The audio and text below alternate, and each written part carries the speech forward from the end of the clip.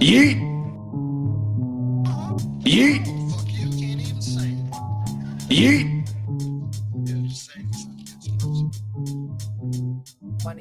Yeah. Ooh, baby, I like it, boy.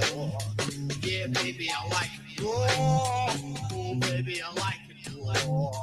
Yeah, baby, I like it, boy.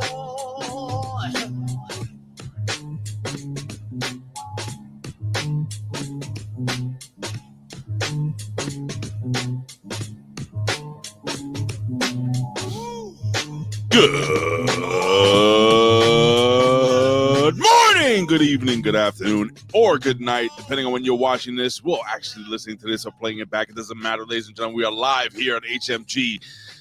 And if you don't know who I am the pundit of the people, the reporter of the people prior to that, and the mark of the masses before that.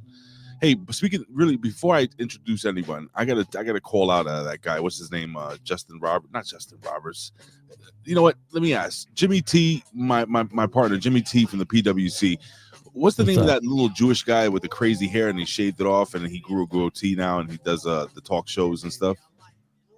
Jewish guy. All right, let me just skip you in the WWE because you have no idea what I'm talking about. Let's go to the man, the myth, the legend, the one and only Michael Jargö. Michael Jargö. This is I know who you're talking about. Sam Roberts. Michael Jargö. I have been the mark of the masses. I was the mark of the masses in early, I think, 2011, and now they're calling this idiot the mark of the lords, or the lord of the marks. Is this gimmick infringement? I'm just wondering. You might be onto something there, Ray. I feel like we could make a case. Interesting. Let me go to our fourth here, ladies and gentlemen. He is the one, the only, the man who loves to eat out, and your mother knows about that. Ladies and gentlemen, is the one, the only, is RBV, Richard Bronson Vickery. Hey, buddy. So again, the guy also shaves his head bald and grows a goatee. I mean, I'm starting to see a pattern here. Colin Weisson called it out to me via text yesterday. It was like, I think Sam Roberts stole your fucking gimmick. You know what this is? This is a little payback to the HMG family going way back. Michael Jargö stole Sam's gimmick at Not Jargö. Whenever Sam was that from? Wasn't it at Even my dog knows that story is bullshit. I was going to say, is that Brum Breaker? Big Ray. Hey, imitation is the greatest form of flattery, my friend. I guess. You were once dubbed, one of my biggest pops here, as you and I sharing the airwaves. You were once dubbed over at One Wrestling the Puerto Rican Goldberg. So maybe Sam's just trying to be the Caucasian Big Ray. You think that's what it is? I think that is, man. Flattery at its finest. I don't know. Okay, the Jewish Big Ray.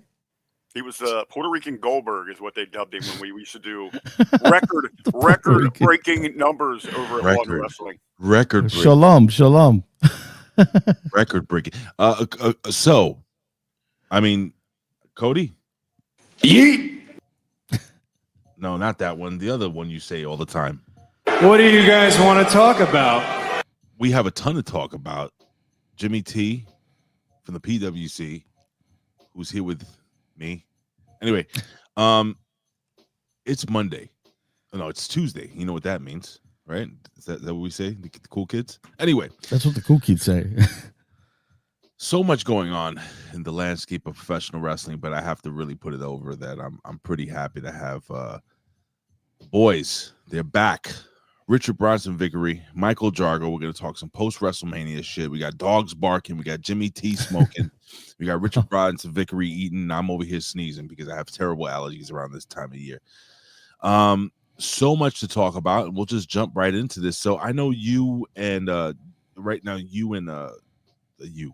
There's more 4 people now. So Jimmy T, you and Michael Jargö were having a conversation as I came in.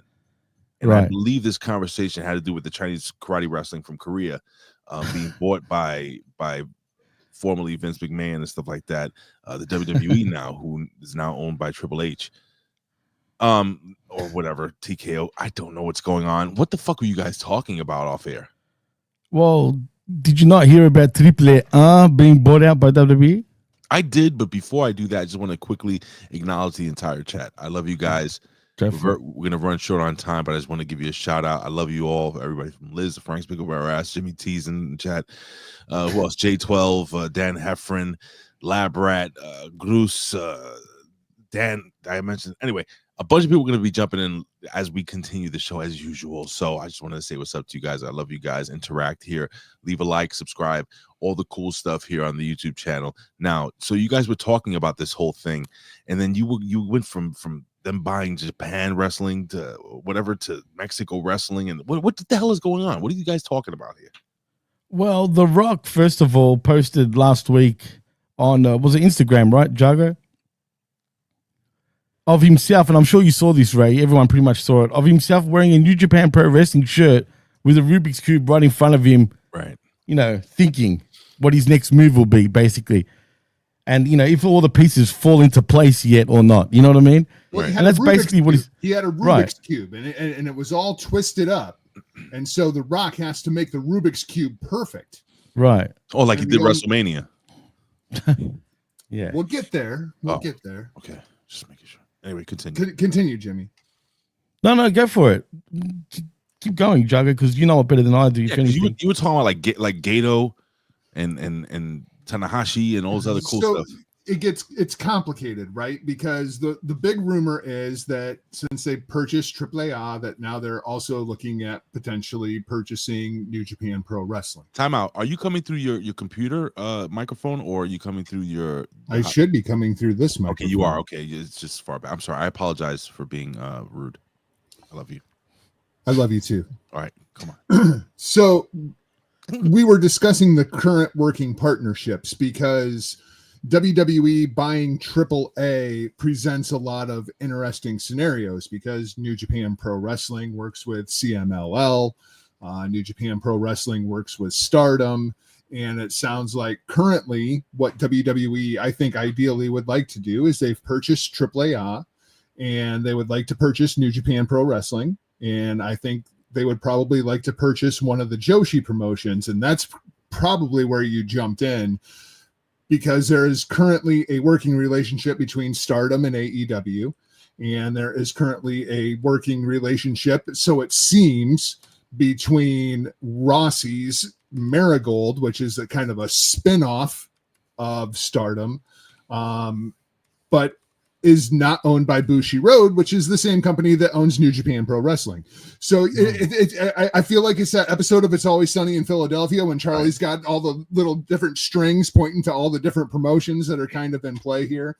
But that's kind of where we're at, and it brings up a lot of very interesting possibilities. Interesting. RBV, do you like, how did you feel the first time that you heard that WWE purchased AAA, or as the cool kids say, AAA Wrestling?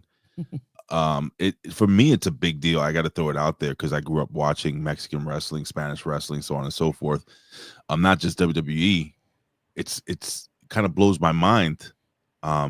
Realistically speaking, how is this going to work? And can you comment on what Jargo's saying about them possibly maybe buying the smaller Japanese promotions? Would they maybe combine these with New Japan Pro Wrestling and make this? Because real quickly, Triple H wanted to do NXT Japan, NXT Mexico, NXT North Canada. He wanted to do all this shit. Well, NXT Canada, we have TNA. So, but so your thoughts on this, RBV? First and foremost, with the AAA, perfect conversation here on a Taco Tuesday, right? We like it raw. So good. But I think, the bombshell that they dropped at WrestleMania, it was pretty amazing that they kept this under wraps because there was no rumblings about this. I mean, we had heard in the past where there was some conversation, but boom, they got this deal done. No secret out there that AAA's been struggling for a while. And real quickly, is it true that the lady that they showed on screen, she's AI? She wasn't real? The owner? The robot lady? She's scary, man. She's scary. That's real. a mystery. She's terrifying. But continue. I'm sorry. But yeah, the style itself, I guess the biggest question, would be because professional wrestling is regarded in such a different light and it's such a different element inside of a Mexican, the culture, the sport itself. How's that going to work under a WWE umbrella?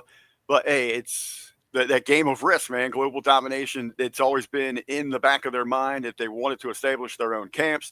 They've shown that maybe those societies, those different countries, those different styles are going to be a little resistant. So go ahead and buy out that competition that already has that brand, has that loyalty, that following there. And I guess with AAA being in trouble, these gentlemen, especially Jargö, can speak more towards it. But New Japan's been in trouble for a while. They haven't been profitable for a long time. Well, and I think that's probably the most interesting thing of the whole situation is AAA is down on their luck. New Japan is down on their luck. Like, what are they really buying other than the names here?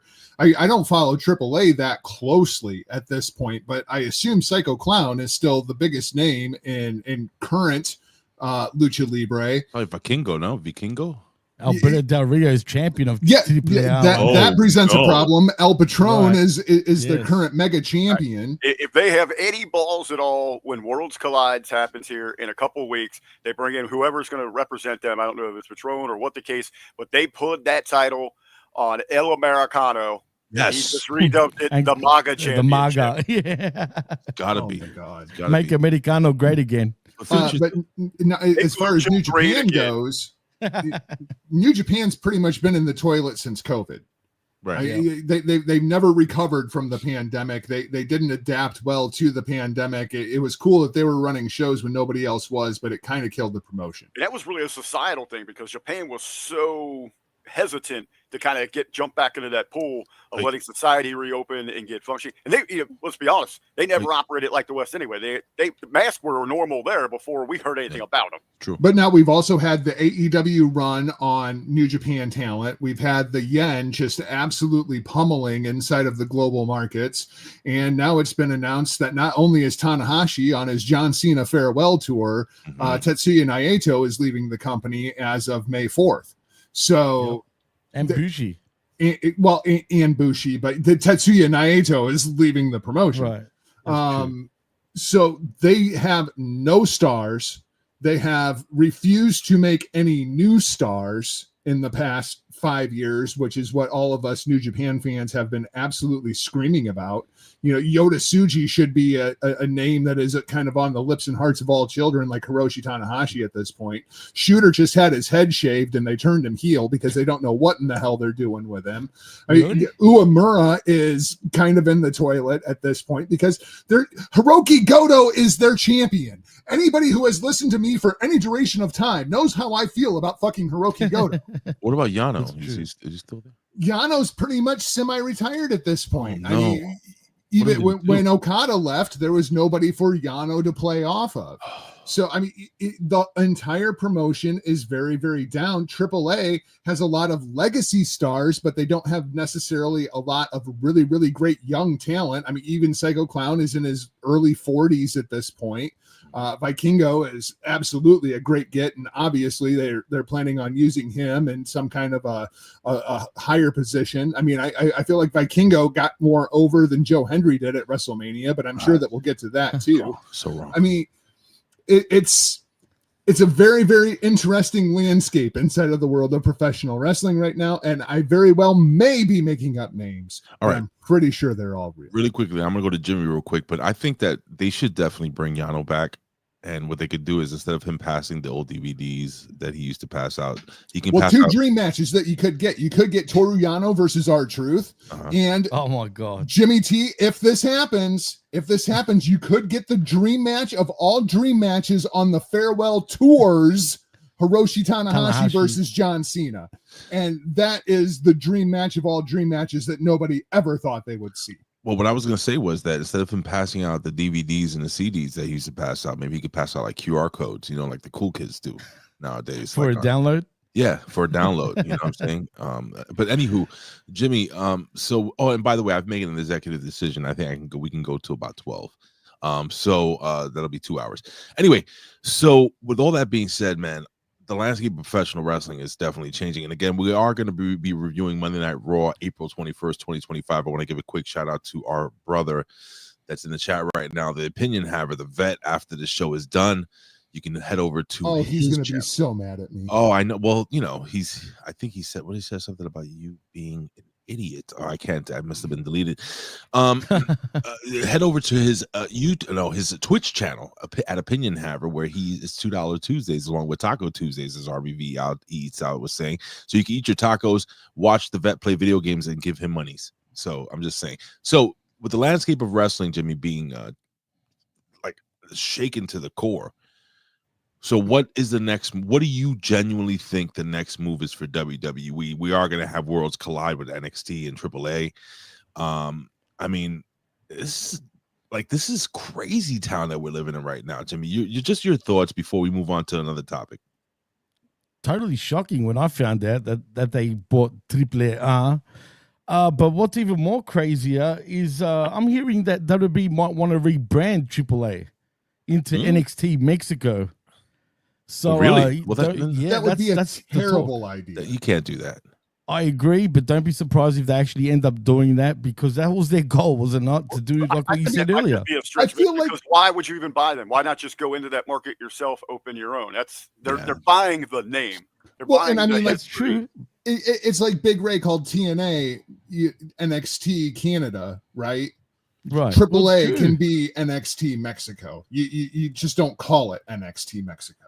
Well, I agree, but the thing is, I mean, do they keep the company going still moving forward? Like say in about a year or two. That's what I mean most. Like, are they going to keep AAA, those three letters, the same way in say a couple of years? A couple of things here, right? I mean, number one, the branding of AAA inside of Mexico, you don't mess with that. It's huge. Yeah, right. very much like the New Japan thing, right? Right. But do you think they don't want WrestleMania Mexico City? You think they don't want WrestleMania Tokyo? I mean, this is bigger than Vince McMahon could have ever dreamed, right? TKO has this reputation of doing these huge events internationally, right? Especially with the Netflix deal at this point. It's true, man. They absolutely, like, Wrestle Kingdom suddenly is a WWE show. Triple Mania is suddenly presented by WWE. You know, it's WrestleMania Mexico and it's WrestleMania Tokyo. Sponsored by El Primo. All right, let's go around the horn real quick. Just any quick thoughts. We'll go with RBV, then Jargö, then Jimmy, and then we'll jump into this next topic with Stone Cold Steve Austin. Go ahead there, RBV. I'm still touching on AAA here. If you wish. Okay. Just another kind of fold here. Everyone's interested in what's going to happen with the dynamic under the WWE umbrella. I wonder if on the flip sides of things, if old Tony Khan is going up to Dad with his hands in his pockets, kicking around, Dad, can I get my Christmas money early? I need to get out there and purchase some companies. Did he celebrate Christmas? I thought he was Muslim. What do they do? Technically, he is Muslim, but they do it all. They do it all. Okay, fine. What do you think there, Jargs? I think the most intriguing thing here is the rumor that was flying around about a month ago, maybe, that WWE bought Lucha Underground, that they bought the tape library from Lucha Underground. Ooh. AAA was absolutely the feeder system to Lucha Underground. They have like half of the Lucha Underground roster under contract at this point. Let's do that. Let's just make AAA that. Wow, what do you think, Jimmy? There is talk of that, boys. As a matter of fact, they did have an announcement that Borash is going to be working on the creative side for AAA, WWE. And now Jeff Cobb's on his way to WWE, the Monster Matanza. Oh, shit, exactly. No, true. I mean, and there's strong talk that they're really thinking of turning AAA also into like a Lucha Underground type of show, and I'm all for that. I see Telemundo on a daily basis at this point. Lucha Underground on Telemundo would have been huge. Yeah. And it could still be. But does it go onto Netflix? If they decide to do that, do you think it'll move on to Netflix? Because I could see that partnership probably a different TV rights deal, as long as it's. This is why you don't rebrand it WWE NXT. Right. You keep it as AAA so you can sign another television rights deal.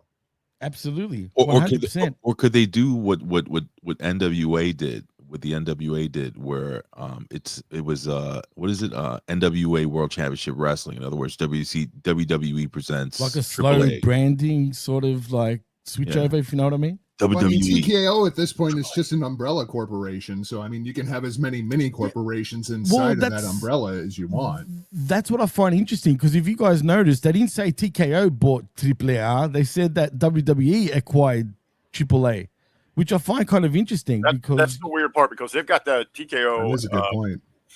whatever the Yeah. original name was of the parent company. They broke that whole thing up. What is it? WME, MWE Yeah, now. WME, But even exactly. everything that spins off the weird inner workings where they gave so-and-so, here's $500,000 because we can't be involved with the Raiders because they've got Tom Brady as an ownership or something like that. So they're starting their own sports agency things. The way that thing is umbrella, the way they're moving money, hiding shit, there's a serious conversation there.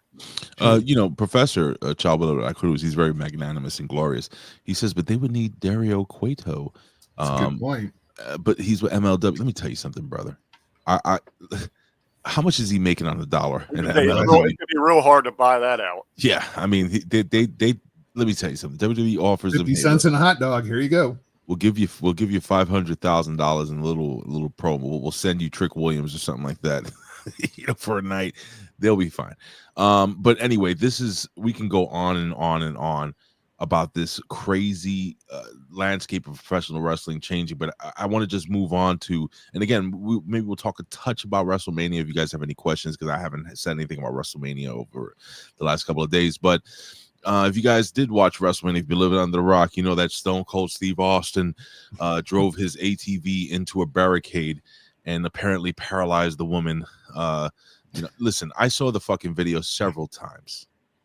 Now, listen, if you're gonna sit, I gotta say this really quickly, and then we go around the horn. We go Jimmy, then Jargö, then RBV. If that's cool. If you're gonna sit fucking ringside, right? What do you fucking expect? If you go to SeaWorld and you sit in a section where you get splashed by the fucking whale, you're gonna get fucking splashed by the whale. I've actually seen a Karen get angry at SeaWorld. It was going viral because she was in the splash zone and she got pissed off because she was getting wet, and the dude just took the super soaker, said fuck you, and shot her anyway. This is like bigger than what I'm like. It's a bigger story than what I'm saying. Like, these people sitting in the front row, a lot of them are wrestling fans. You think this woman she probably got forced to go there, you know what I'm saying, by her husband or what have you. I'm just making assumptions based on what I saw. And she's sitting there and she's surprised. Dude, any wrestling fan would lose their fucking mind to have Stone Cold Steve Austin run into them with an ATV. But when you watch the video, he hits the fucking barricade. The woman, it appears, and I don't want any slander, but it appears to me that she just kind of lost her balance because she was holding. It was weird. It didn't look right. It looked to me that it was a little over dramatic. And then you had fucking Khan run over there and be like, all right, we're gonna give you a fucking t-shirt and some meeting with Stone Cold Steve. But Stone Cold's like, I'm sorry there, little lady. I didn't mean to run you over there. And it was just like, what are they making a big deal out of this shit? Apparently WWE is it says here that they're nervous about a potential lawsuit. What if goddamn Braun Breaker ran into that, like threw somebody into that stand and she fell over? Do they get a lawsuit there? Isn't it like being in a baseball game where you have to pay attention to your surroundings? On this, Big Ray. Anyway, you know what, Jimmy? What the fuck? What's going on here, brother? First of all, we got an old saying down here in Australia where if you drink and drive, you're a bloody idiot. All right. And Stone Cold was drunk for at least allegedly No, he was drunk. Yeah, you don't know. 2 days previously at the Hall of Fame. He was off his face. Okay, that's one. Two, the next night, was it you and I talking about this, RBV, as a matter of fact? The next night, he was in the same clothes on night one with stains all over his shirt, man. So clearly he was out partying, still drunk, and not even got home or to his actual hotel room. Exactly, this is right. But also, when he came out on the four-wheeler, I don't know if you noticed this, guys, but he went into a dead end at first and had to reverse out, right? Yeah. And then get back on the ramp. So already he was intoxicated. What? He didn't know where he was going yet. He's like, where am I? What? How do you miss the fucking ramp? Well, he literally went low, down, and into a dead end, and then had to reverse, go back on the ramp, and then go straight down. Then he was flying down, and the way he hit the barricade was pretty hard, man. Okay, all right. Enough of this Stone Cold The fact that he was drunk. Look, I'm not slandering, but the fact that he was talking. drunk. You're drinking right now. I'm just stating facts. Yeah, I know. That's true. Job, but hey, bro. I'm just talking. I'm not doing anything. I'm not riding or driving anything. Right. At the end of the day, he hit that barricade pretty hard. He was intoxicated, one. Allegedly. He was, right? Allegedly. And yeah, maybe the woman that went back, she probably did sell it a bit, right? She did. Absolutely she did, right? But hey, she's gonna get paid if she chooses to take him to court 100%. I don't think she's. Oh, yes, what do she you will. think, Jargö? What do you? I mean, I'm telling you. Elizabeth says in the chat that in every ticket there's a liability gimmick. You buy the ticket, it tells you have to pay attention to your surroundings.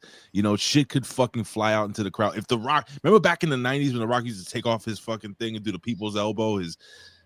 What if it hit some kid in the eye? Is The Rock gonna get sued? I don't think so. What do you think, Jargs?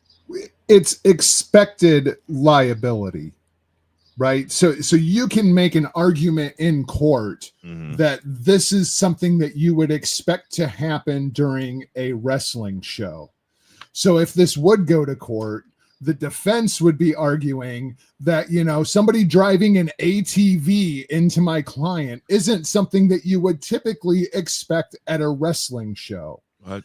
And TKO's argument would be it's Stone Cold Steve Austin. What? We have a bunch of footage of him driving weird, ridiculous objects around the ring to the ring. And here is a bunch of footage of him drinking.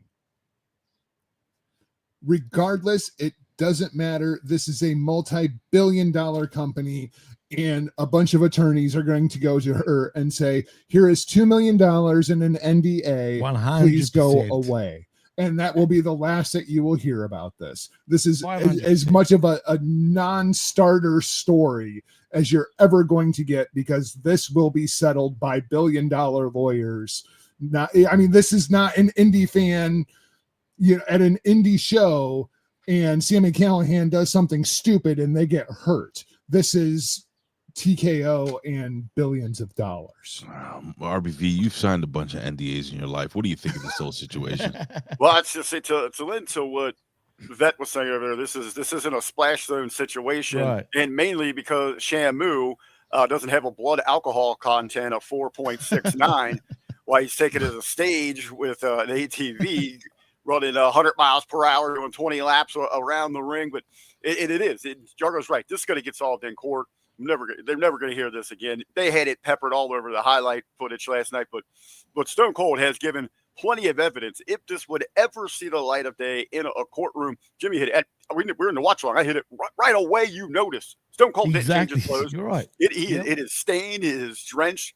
Look in his eyes. You know, we got some of the best pros in the business here at HMG when it comes down to breaking down the business of professional wrestling.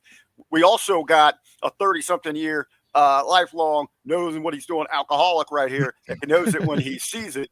I've had that look in my eyes from Stone Cold. All he was out there on that stage was like, brother, get me the hell out of here. I need to get that fixed. Let's go. He was having a good time all weekend. Now, I would also lend to that. WWE really leaned into the Vegas theme. We had Pat Mack and Michael Cole joking on the Pat McAfee show about how George Kittle's handing them beers while they're doing the commentary. You have the newly crowned champion absolutely blitzed out of his mind at the presser. Oh, my God. How bad was that? Jey Uso. Jey Uso. Oh, Jey Uso. He couldn't even shocker. Talk. Exactly. He couldn't even talk. Well, he wins the belt in the opener. They run him out there for the presser 3.5 hours later. He was back, and you already have, I know it's his brother, but you have by association. So all those things were off. But I already heard that Khan made an offer to her to comp their whole weekend and lifetime tickets. I don't know how true that is. Yeah, I've heard something like that too. What? I try to just get the buyout, you know, but it's going to get settled and we'll never hear it. It's gone now. Especially with that LeBron sell job, man. Like, there's no way she's winning that case if she takes this thing to court. Because it was fact that was immediately pointed it out that her watch along, man. It looked like, man, she like jumped backwards, like just shit her pants. Like, yeah, he did rock into that thing.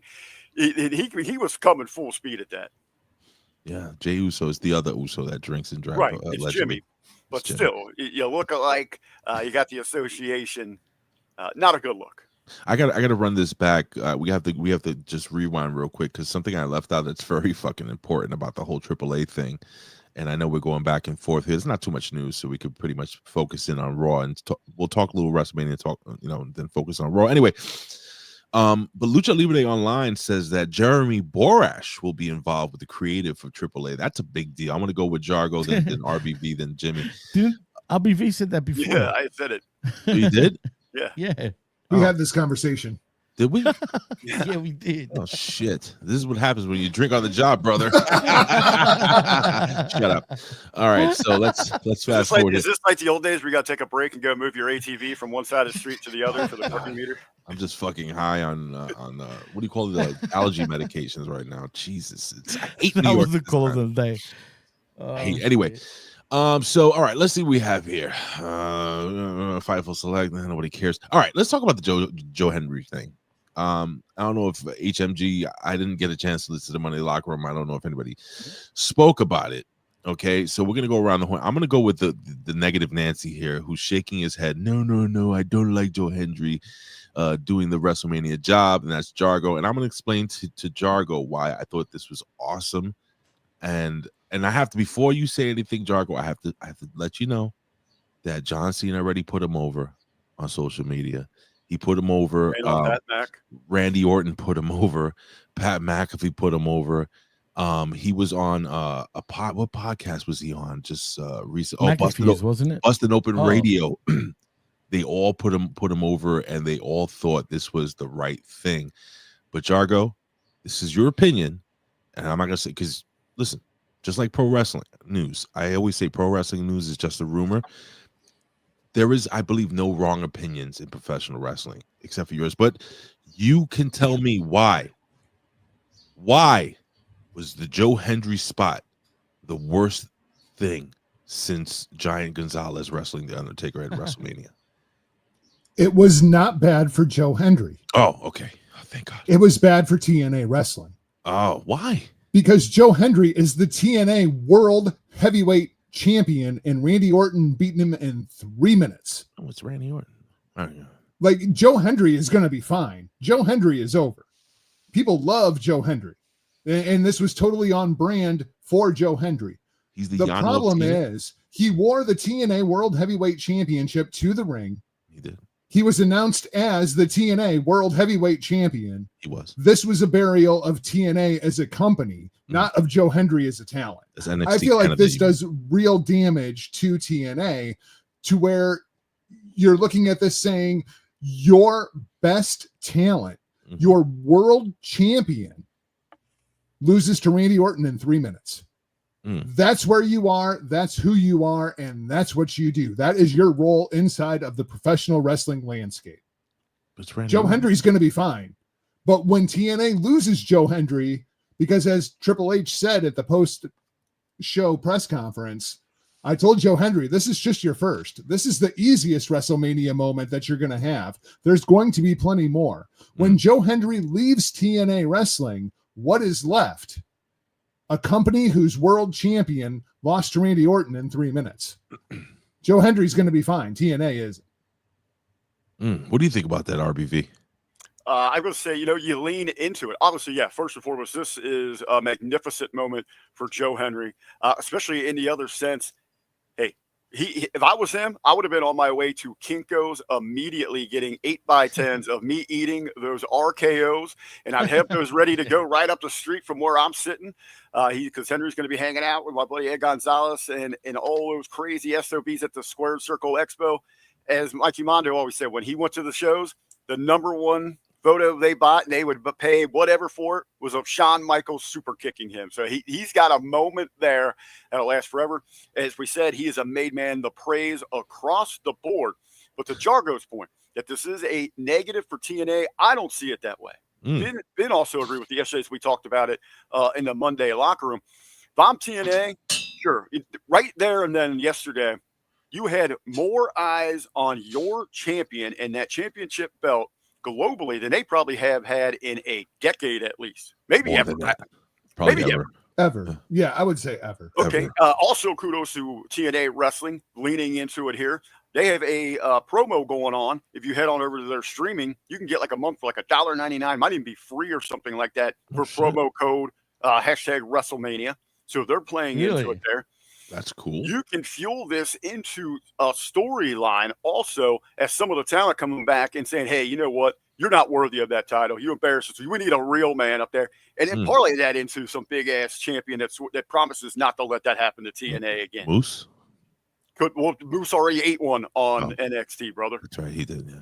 Which was an awesome match. I freaking loved that. One of my favorite of the year. Just the visuals of that.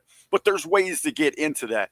And who else is there? As somebody who doesn't watch TNA, who else is there? There's Moose and Joe Hendry. Who well? I mean, we got Masha Slamovich. Let's go with just the business aspect of it. Let's be real. So Joe Hendry goes out there and gets beat in 3 minutes 10 seconds to one of the greatest of all time. A guy whose quads are bigger than all of our heads combined. I mean, he's a freaking beast, man. 290. They announced him at 290 at WrestleMania. He's got to be he's got to be 325. Easy. Okay, so anyone that was sitting in the audience there, anyone that's sitting at home for the first time catching Joe Hendry to hear TNA, and probably the first thing is that's still a thing. But are they going to be like, you know what? I probably would have watched that, but he lost in 3 minutes and 10 seconds. And anyone, you go over to the Impact Lounge, BQ doing a great job over there. All those loyalists, are any of them going to be like, you know what? I'm out. I'm done. He lost. No one's going to do that. They're still moving forward. This is a positive. All right, what do you think, Jimmy? And then we'll go back to Jargö. I'm going to have to respectfully disagree with you, Jargö. I'm with RBV on this one, man. And we all were talking about it on the watch-along too. I mean, this is the biggest rub Joe Hendry can get, and we all agree on that. But it's also a rub for TNA Wrestling, regardless if he lost in 3.5 minutes. Honestly, I thought it was going to go a lot shorter than that. I was saying, like, initially, he's going to be done in under a minute. But thank God it was 3 minutes. The only thing that I noticed, though, really, for me, is that Joe Hendry needs to bulk up a little more, man. He looks small compared to all everybody. Looks small. That's true, but he looked tiny, man. Jimmy, listen. Randy Orton, even John Cena said it during his thing with Pat McAfee. He's like, this dude grew a foot. He looks massive, dude. Even when he was menacing on Raw last night behind Cena, it was like, I know, he's huge. You know what's crazy? So like, go ahead, Jargö. Once, maybe twice a year, I get this wild hair up my ass, right? And I'm like, I'm gonna start watching Raw from like this point, and I'll watch 4 seasons worth, right? When you go to like the beginning of Randy Orton's career, he is one of the smaller guys on the roster. Right. And you can literally watch the roster shrink around Randy Orton.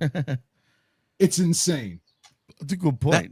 That might be the thing too. But if you put him in the ring with one of these big guys, they still looks like, I don't know what's happened. Like, you know how like as an old guy, as you get older, you get the old man strength and all that shit. He's looking more and more like his dad. Number one, I think people forget his dad was kind of a hoss. Absolutely. His dad was a big dude. That's why he was Roddy Piper's bodyguard. But let me just say my little piece about Joe Hendry. And you're right. So I'm going to agree with Jargö with one thing. This was more about Joe Hendry than TNA, I think. As much as TNA did get the rub from this situation, this was all about showcasing Joe Hendry.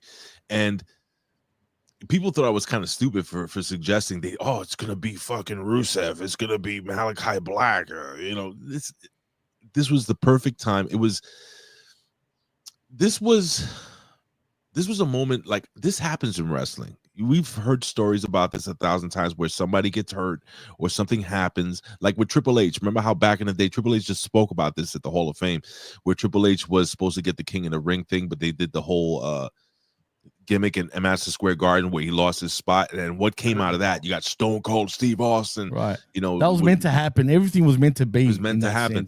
Right. So if Owens doesn't go down, we don't get this moment. You know what I'm saying? And it is a huge moment for Kevin Owens. Now, in a way, it's weird because I don't disagree with Jargö, and I agree with Jargö, where I can see how you would see it as a fan, saying that, it's not good for TNA. But at the same time, how many people in the audience, right? Just wrap your head around this. How many people in the audience are like, what the fuck is a TNA? Because there are people that don't know what this is. How many people right then and there were like Googling Joe Hendry at that moment and maybe go down the rabbit hole? He had but one again, of the better pops of the weekend. Joe Hendry gets over in that. TNA doesn't. But hold on. What I'm saying is that even if they get, right, 10% of the people that watched this pay-per-view over the last 2 days or whatever of WrestleMania, even if they get, that's another bump. And I'm going on the low end, 10%, 5%.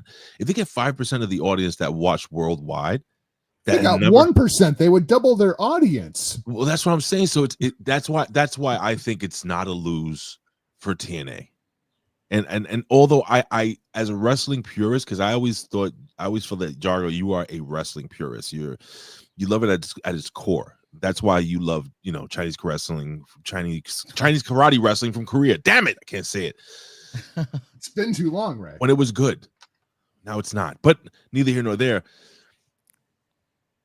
All in all, I'm so fucking happy for Joe Hendry. Like, I'm happy that he had this opportunity. I don't give a shit that he lost in 3 minutes. I keep saying the same shit. He lost to a fucking legend. Not only a legend killer. Ray, I feel like Joe Hendry, the moment Joe Hendry got over with the WWE audience, wasn't even during the match. It was during the entrance when they cut to Randy Orton, and Randy Orton was just like, Hold on. It's those. He gives them the acknowledgement. Hey, that put Joe Hendry over more than anything that happened in the match. Boys, listen, I have some breaking news here. What's that? It better not be the Jeremy Borash. Oh shit! He's a Rip Rogers guy. Talk about a like a Raw after Mania surprise. Hey, Rip Rogers guy. He's gonna yell at me. It's the vet. Jamie Williams. All right, the vet's gonna come here and yell at all of us. Let's go, vet. Do your best, Rip Rogers. You're fucking rotten. Get out of my ring. Do your thing. Hi guys. Hi. What's up? Hey, buddy. We're all No, scared. Jargo's the single reason I'm here. I see enough of the rest of you guys all the time. So there's no way I'd yell at him other than just to remind him that, of course, Hiroki Goto did nothing wrong. He's been saying for years, as we've been going back and forth. And then, of course, Jargo's comeback is Fuck Hiroki Goto. yes. Well, that's his comeback today. But he usually says Hiroki Goto did everything wrong. He has his entire career. He has done everything wrong. Yes. Well, but just to comment on the Joe Hendry situation as the resident TNA handler here. Mm-hmm. Jargö is 100% right. Everything he said is true. And the issue with that though is that would, for him being right to have a significant impact means that TNA is taking care of business on their end all the time, and they're not. This is a better booking for Joe Hendry than TNA has fucking had for the past year. Even making him champion was like way too late and the wrong way. And so they don't know what to do with their talent at all. This is the coolest Joe Hendry has been up until this moment. He's been ice cold in TNA, just absolutely getting his feet, they're wiping their feet on him over there. And they did the same thing with Moose when he was the champion before that. It was just disgraceful. You only have so many guys that even look like wrestlers there, and that's how you're gonna deal with it. So that is the biggest issue with why what you said is 100% correct, because it's still the best thing they could have. Now, to tie that into something that Ray and I were discussing, or that at least you discussed, Ray, was because we were talking, there was a story that came out about Joe Hendry supposed to having to do a random job to the Miz, right? Right. And you were talking about how great an idea that would have been. Okay. Well, I bet you don't think so now, right? I bet you can see how dumb that would have been if they had gone on to do this, right? This is how you do a random job. Okay, you do it on the biggest stage of them all as a surprise opponent where you have all the outs in the world why you didn't get the job done even as TNA champion. This is how you would do it. You don't show up and lose to a washed up guy that doesn't even wrestle anymore as the TNA champion also. You see what I mean? That's the difference. Just getting a rubs aren't all equal, bro. They're not equal in the fucking massage parlors, and they're not equal in wrestling. So that's basically what I have to comment on the Joe Hendry situation. Wow, I'm just Vet throwing went up that bang.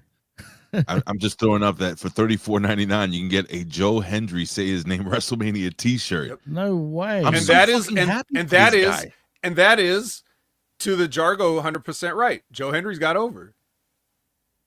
Wow. All right, I can't believe they're around making the horn. shirts, man. Go ahead, Jimmy. Go. What you got? No, I'm just saying. I'm shocked that they're actually making WWE merch on Joe Hendry. It's pretty obvious that they're going to sign him up. The second his contract is done with TNA, he's obviously going to be a WWE guy, man. Well, I mean, Hunter confirmed that.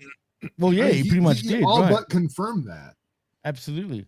And so, if in this relationship, TNA Wrestling has lost Joe Hendry and they've lost Jordan Grace, tell me again how great this relationship has been for TNA.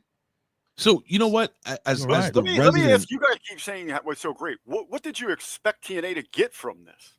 They're not. Oh, on I'm par with you WWE. 100%. That's a good Rick. question, I too. mean, this is Like exactly UFL, what I man, expected you because I playing know around how with the WWE NFL. functions. well, hold on. You guys are talking over each other. Jargo saying he knows how WWE functions, he agrees. But what were you saying, RBV? I was just saying this would be like arguing that the UFL is treated lesser than the NFL. That's what it is here. You guys He's are acting like freaking right. He's right on TNA that, should too. be like it should be like a 50-50 trade off here. That's not anywhere the case with the level of these companies. Into our original conversation, AAA, welcome to the party. All right, so really quickly, I have to point one thing out. Jargo's a real man. He's drinking a Guinness, and Vet, that is a Guinness, right? Is it ice cold? This is not a Guinness. This is actually Okay, a what is beer brought Oh. to me by my daughter from the state of Iowa, from the best brewery in the Midwest. It is called a Black Cobra. It is amazing. Ooh, Well, it's sounds badass. It sounds badass, and your daughter's badass for doing that. But I want to go really quickly to the Vet before we jump, because we're jumping in the Raw now. Vet, as the resident TNA person, Jargo asked the question. Mhm. You take Joe Hendry out, right? You get Jordan Grace is gone now.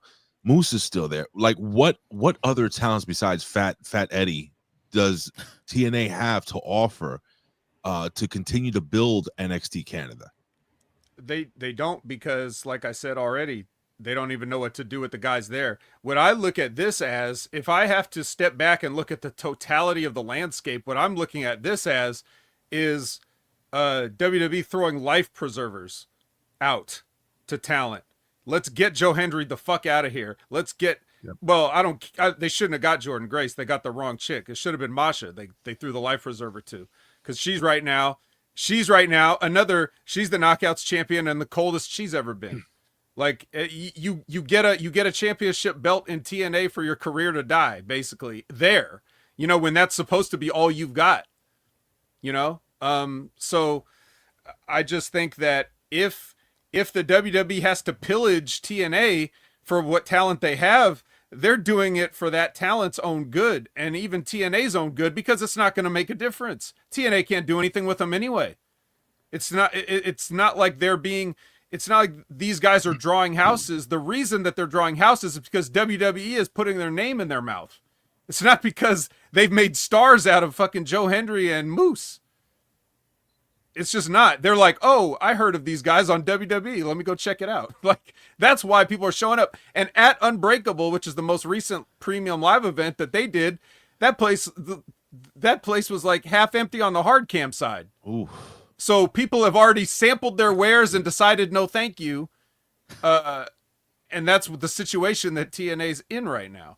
I mean, So- I feel like the best thing that TNA could possibly hope for at this point would be that WWE throws them that lifeline. AJ Styles goes to TNA, wins the World Heavyweight Championship from Joe Hendry, and shows up on WWE TV with the TNA World Heavyweight Championship. That is the best case scenario that TNA could possibly hope for.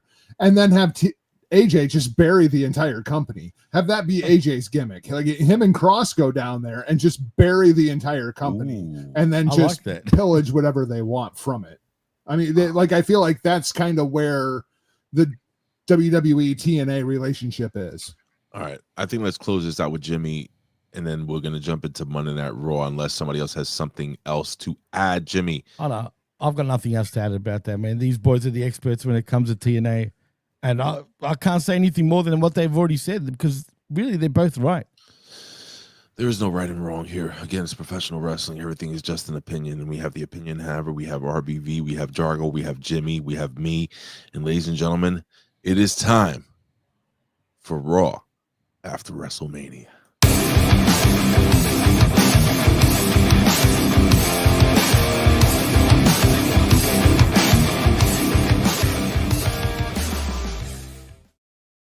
All right, ladies and gentlemen, it is Raw after WrestleMania.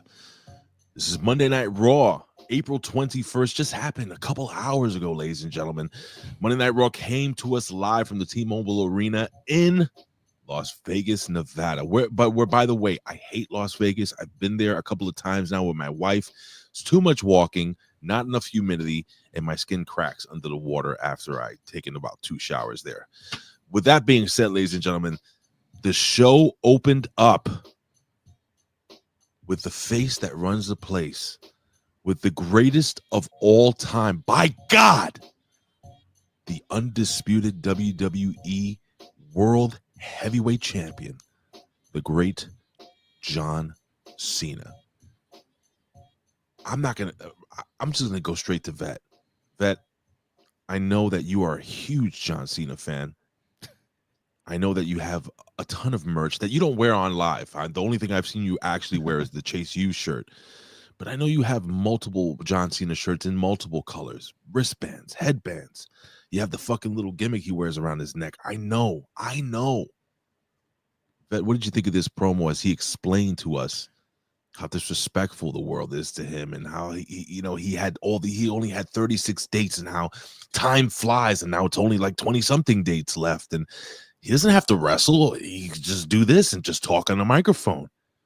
That's a date. What did you think of this opening segment before we get into RKO, Randy Orton, his next opponent? What do you think? What did you think of this whole thing? It was fine. I think Jey Uso can dispute the championship. That's the whole reason that championship exists. But other than that, yeah, it's fine. I'm not into any of this.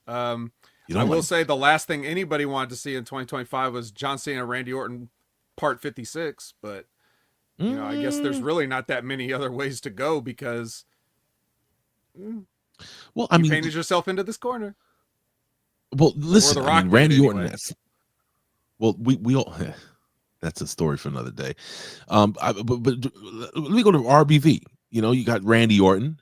He's got 14 world championships, only 3 behind John Cena, who, I mean, if you count Ric Flair's, Ric Flair's 16-time world champion, technically like 25 world champion, but we're not going to talk about that. I mean, Randy Orton his popularity has exploded for some reason over the last couple of years, and it may have started back in the day when he's always been popular, but like there was a certain special thing that happened when he did the whole RK Bro thing, where he started having quote unquote fun and all this other shit, and you see in a different side, more charisma. Yes, that's why he's so big and strong. That's why he grew a foot. I mean, he was getting fat at one stage, sort of. Hey, I wish I could be fat like that. RBV, your thoughts on this promo and the fact, and then for those that didn't know, yes, Randy Orton snuck up behind him like the fucking cobra that he is, hit the RKO, and I guess he's going to be challenging John Cena. What do you think? What did you think of this whole thing? Coming into the Raw after Mania, I was one of those individuals that was kind of in that state of mind. Mania itself wasn't bad. There was a lot left to, I felt, to be desired. But the beautiful thing about wrestling is you don't have a lot of time to sit on it. The machine rolls on. So you start looking forward to Monday night. I got fired up for Monday Night Raw, starting with the Pat McAfee show and hearing John Cena there. A very real individual, great conversation from the entire panel and Mr. Cena. I like the promo here. I think he realized maybe he went a little too much on Friday into firing up the people, persuading them over his side. Those smart, those smarks that are going to love it when you take those inside jabs. He's going to have to get that audience back against him. I think with Randy Orton here, hey, I'm one of those individuals. I'm going to have to disagree with Vet on this one. I popped for it. I love it. You got Cena on his farewell tour. You know, at some point we're going to get one more dance with his greatest rival. Why not do it right here when you need to get that heat back on Cena? By the way, this pay-per-view is going to be in Randy's hometown. You know, there is going to be major heat on Cena. They're going to love it for Orton. Even knowing probably the outcome here, they're going to still rally behind him here. It's going to be a lot of fun. Two legends going all the way back to OVW, the ride that these guys have had. I'm all for it. I'm going to go to Jargö, but before that, before we go to Jargö, Vet, you looked unimpressed with RBV's retort. Your thoughts? No, I was just kind of reading along with the chat. All right, cool, no problem. We go to Jargö. Jargö, what's your thoughts, buddy? I mean, I feel like Rick's exactly right. Like the promo that Cena cut was fine. Cena winning the 17th championship, it's fine. The thing, this felt more like a means to an end, because as soon as we heard that Backlash was going to be in St. Louis, it felt like it was going to be John Cena versus Randy Orton. The thing I'm intrigued by, I think this might be the first time that we're getting babyface Randy Orton versus heel John Cena. Oh, that's right. That could be a lot of fun. I'm looking forward to Randy Orton trying to get people to believe that he is the one fighting to save the business from evil John Cena. Like that seems like a very, very fun dynamic, but we had to have last night in order to get there. Second generation, third generation, right? Or second? Third generation wrestler defending the WWE. I didn't even think about that. Jimmy, Randy Orton, right? Again, he is. That's a great fucking point. You got Randy Orton, who is now protecting professional wrestling. Jimmy, were you excited about this? I don't know if I was excited by it. I kind of like smirked at it, if you know what I mean. I got a little bit giddy. The only thing that I don't like about this whole situation, though, is what happened with Cody. Why wasn't he here, like, demanding? Like, who cares? Can I just say this real quick about Cody Rhodes? I think, Jimmy, and I'll let you finish your thought. I think they need to take Cody Rhodes off of TV for like a month or two, maybe even 3 months. Just what happened to Cody? Cody, he's decompressing. He's spending time with his family. This is the biggest loss of his career since his father passed away. That type of shit. They can go down so many roads with that. I think they need to take Cody Rhodes, because they were right there where the fans were turning on Cody. That's true. Now you let them breathe. You let them miss Cody a little bit. Then you bring them back at the right time. Obviously, you bring them back around the time where, I mean, I'm not going to say you bring them back in December, but, you know, go ahead, Vet, go. Couple of things. Oh, boy. Number one, I know it's intriguing to have the dynamic switch between Cena and Orton. It seems intriguing, but when you see it, you're not going to like it. Because you're gonna have what are you gonna do? Are you gonna have John Cena looking like he looks and being as shitty as he is, beating a guy that looks like a god right now, Randy Orton? You're gonna beat him, okay? Or are you gonna have Orton beat John Cena, take the belt right away, and then what was all this for? You screwed yourself already. Number two, they screwed themselves with Cody, because the reason that people started cheering John Cena is because he stopped doing what he did the first 2 weeks where he was a bitch, and he started trying to be cool again, and they liked that. I told you the reason John Cena was cutting those promos, making himself sound like a bitch, complaining and whining all the time, was because he was doing a masterful job of trying to be a heel in 2025, which we all know makes you a babyface. And then he started cutting into Cody, and people started liking it. So he became a babyface. And on top of the babyfaceness, he has all the equity that he built over the years with these fans. So that's what Randy Orton has. Randy Orton has the equity. That's why they like Randy Orton. It's not addition by subtraction, artist. It's because it's fucking Randy Orton, and he's been here for 20 some years now, just like John Cena has. They've done it together. So the people are going to be, you know, they're going to be with John Cena because Cody kind of, in a way, just got here, like to this level that they're at. They were with him all the way up until the third John Cena promo when he started going in. And when he started going in, that's when the fans said, yes, that's what we always wanted. Nobody knows how to do anything in this fucking business anymore. It's pathetic. So, Jimmy, so now, and anybody can answer this, but I'm going to go to Jimmy first. So then what if Damn, that's a good point you made there, Vet. But what if You can't report what he's just said. I mean, you can't retort it. But here's the deal: what if, because of this great loss, because of this shit that happened to Cody Rhodes, John Cena said you have to make a decision. You're gonna have to make a decision, and he made the wrong decision. He got kicked in the balls and lost the belt. Right. What if now? Where's the Rock? What if Cody Rhodes ends up siding with the Rock? And he comes in. I suggested that actually Go ahead. as a what if, right? Right. And that wouldn't surprise me if they go that way. The only thing is about The Rock at this point, fuck The Rock. Because every time he appears, and his he pancakes, just fucks everything up because he won't appear after that. They don't tell us why Cena still joined with The Rock. There is nothing to that with The Rock. All that bullshit with The Rock was all done for nothing. It was all bullshit. Just total crap. They shouldn't have even done it. So Jargö, that's my issue. Jargö. I see Jargö. I see the wheels turning, Jargö. What are you thinking there, buddy? The Rock is the get out of jail free card. Whenever everything goes to absolute hell and you have nowhere else to go, you bring in The Rock. Oh, like wrestling Viagra. Pretty much, right? Yeah. Pretty much. That's essentially what The Rock's role in all of this is. And the Vet is exactly right. John Cena loves you so much that finally he is telling you to fuck off. Yeah, but it's not just that's what John Cena is giving you what you have always wanted from John Cena on the farewell tour. For 15 years, we have said you need to turn John Cena heel, and John Cena loves you so much that he turned heel to finally give it to you. And now people love heel John Cena because this is exactly what we have wanted for 15 years. This is the perfect farewell tour for John Cena. He's going to finish this tour as a babyface one way or another because John Cena is wrestling Jesus. He is doing all of this for you. As a matter of fact, Jargö, I'll go even one better. I don't know if anyone realizes or knows this, but Cena right now is still. Did you guys see the photos of Cena and the fans interacting over the weekend? Anyone? No. Well, guess what? He wasn't taking pictures and not smiling. You know what I'm saying? He was still John Cena.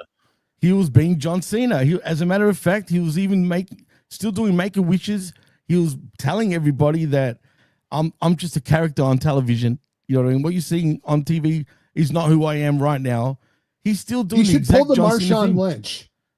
I'm just here so I don't get fined. And then he can do all of his charity work. I'm just here so I don't get fined. I think he literally said that. Richard Bronson Vickery, we're going to move on from this, but we'll go around the horn real quick. Your closing thoughts on this whole Cena thing, the promo, the future of this character, and yeah, go ahead, shoot, man. Well, I'll say a lot's been said with just real quick what Jargö just mentioned, talking about I'm just here so I could find. He did go into the presser after WrestleMania and just everybody. That seems like a clickbait question. And that was brilliant. Even I thought the better one was the ESPN. Well, finally, we got a reputable source here. Please go ahead with your question. And he just sticks with it. All right. I do also like the fact that he finally put over that he's getting hair. He got hair plugs. So good for him. You know, Johnson. And if you look at it, he's getting the fuzzies growing. When are they going to kick in? Well, they're kind of kicking in a little bit, just a bit. But anyway. He should have gone back to the crew cut, man. That's what made him look best. Well, he's got to let it grow out a little bit. Anyway, all right, let's jump into this first tag team match, which, and I'm not going to break down specifics of the match, but this was quite a fucking banger. And I had a feeling that this was going to kind of end up the way it did, where we had Becky Lynch and the Bird Girl, Lyra Valkyria, who they just really try to get her over. And me and the Vet have been following this young lady ever since she was in NXT. And I'll start off with the Vet after I give the breakdown, but against the Judgment Day, Liv Morgan and Raquel Rodriguez for the WWE Tag Team Championships. And of course, you have the two creepy girls from NXT sitting in the corner waiting in waits to see whether who they will face. But anywho, it was a great match between the girls, I think, man. And yeah, at the end of the day, Judgment Day, they win the tag team titles back. This leads to Becky Lynch doing what she should have did in the beginning, kicking the shit out of this girl, this leech, Vet, this barnacle. Leech of Valkyria? This Leech of Valkyria. That is her new fucking name, Vet. We got it. Leech of Valkyria, just pulling that leech off beating the living shit out of her. And I gotta tell you something, Vet. Is it me or does Lyra Valkyria not know how to sell a fucking heel turn? That was the worst. She was no selling shit. She was just getting up, like looking at her, like, "Oh, what are you doing? I don't understand. I can't do a fucking Irish, whatever the fuck she is." Vet, your thoughts on this match and your thoughts on the heel turn. And we knew it was coming because her husband is a bad guy too. So, like, I mean, oh my God. You just figured it out, Ray. She's gonna become the man's gonna be a Paul Heyman. Is it going to be the Dangerous Alliance? Is Wait a minute, slowly Ray, you're forming. a total, Fuck. Ray, What?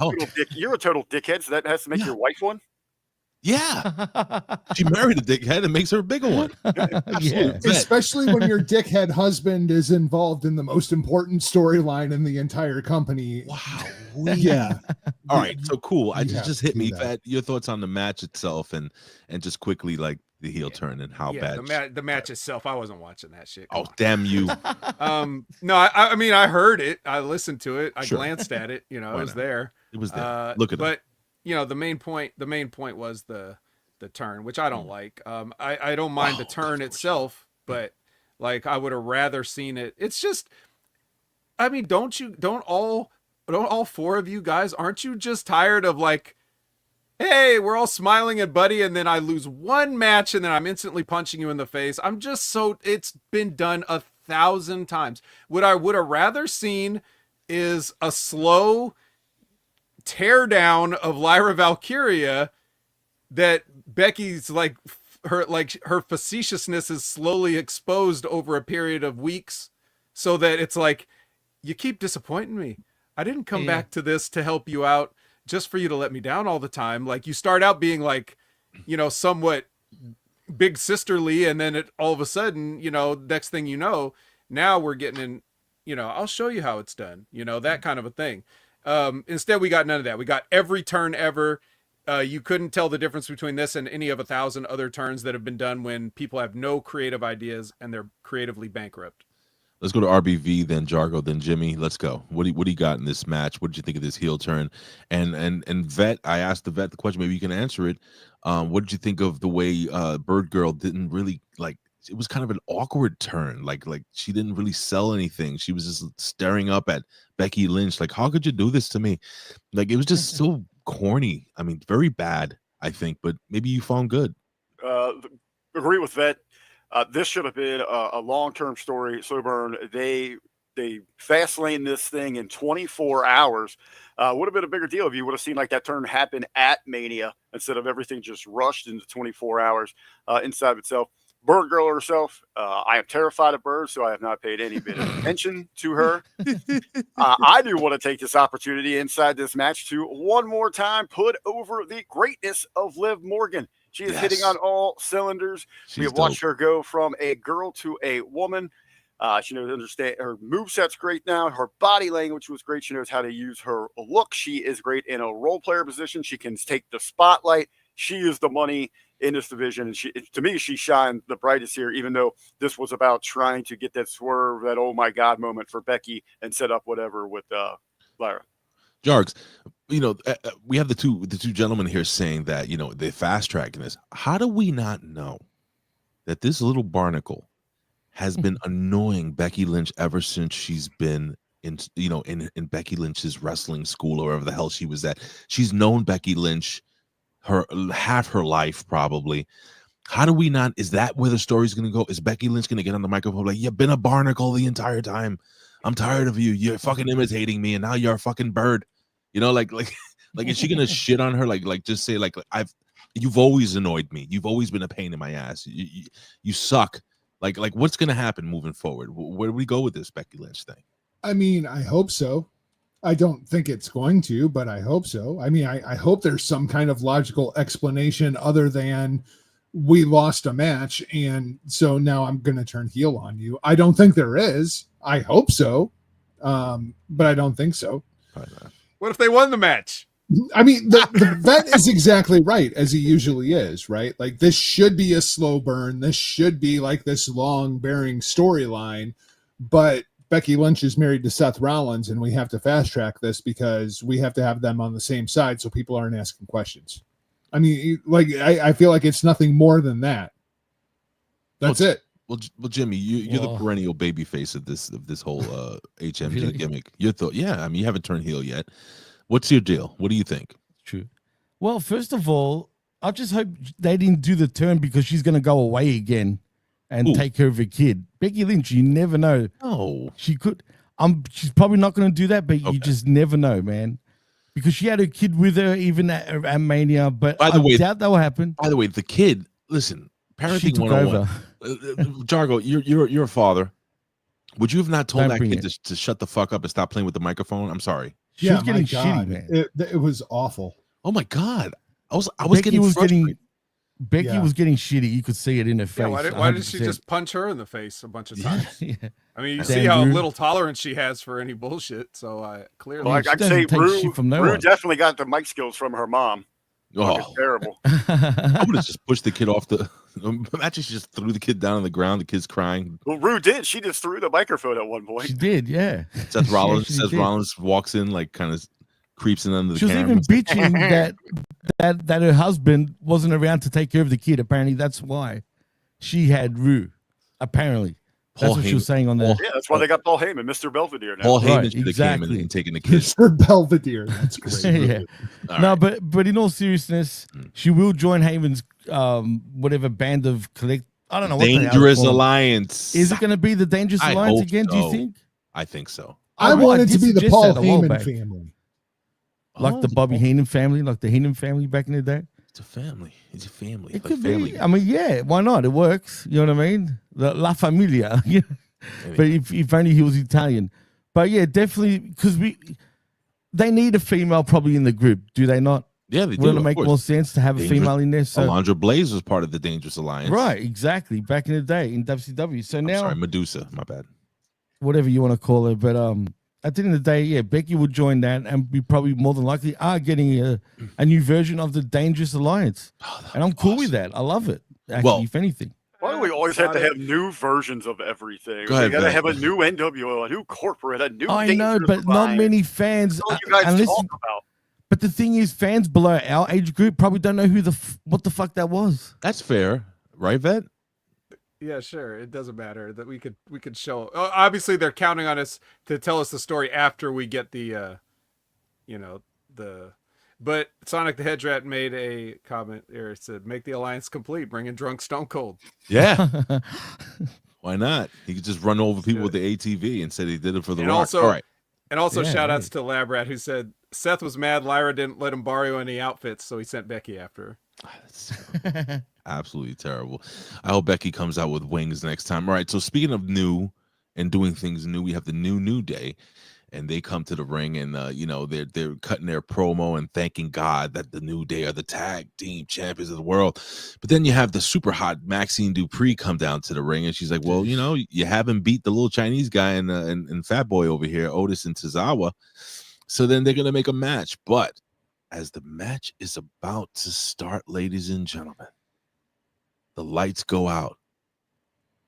And the ravishing Russian Lana, oh no, she doesn't come out. But Rusev by himself comes out and he fucking destroys. How That- huge did he look, man? I mean, he looked great. He was in shape. He looked refreshed. He looked happy. He was shocked by the hard cam being filled. I mean, it was so many things going on. We'll go with Jargö, then RBV, then the Vet, then Jimmy. Jargö, Rusev. It's Rusev Day again, brother. What did you think? Were you happy about this? Were you shocked that he came out at this point in juncture? What's going on? Like, Rusev, is he going to be the next Goldberg? Just going on 150-0? Like, what's happening? Man, I feel like there's so many possibilities here with Rusev. Number one, going back to what we were talking about with Becky Lynch, I want Rusev in the new Dangerous Alliance. Like Rusev is your enforcer, right? Like nobody could benefit more from having Paul Heyman at this point in his career than Rusev, because you've got to completely Arn Anderson, kind of frame who Rusev is. On the other hand, I hated this for the entire tag team division because Rusev came out and buried it all in one segment. He kind of did. Well, I mean, the New Day kind of got out of there, so he didn't really bury the champ. I mean, anytime you have a single that's taking out like entire tag teams, entire factions of people at one fell swoop, yeah, it puts them over, but it also kind of buries the entire tag team division. Meh. Well, I mean, RBV, what did you think about Rusev coming in and just destroying the tag team division? I think if there was anything that did harm to the newly crowned champs, it would have been a reminder that they couldn't beat up these two losers that were with Tits McGee there. But yeah, this was another thing. Rusev looked great, comes in and destroys these two. I don't think there's anything hurt here because these guys don't mean anything. I think it felt like they were being framed as the number one contenders to the tag team championships, which to me is a joke. Well, right.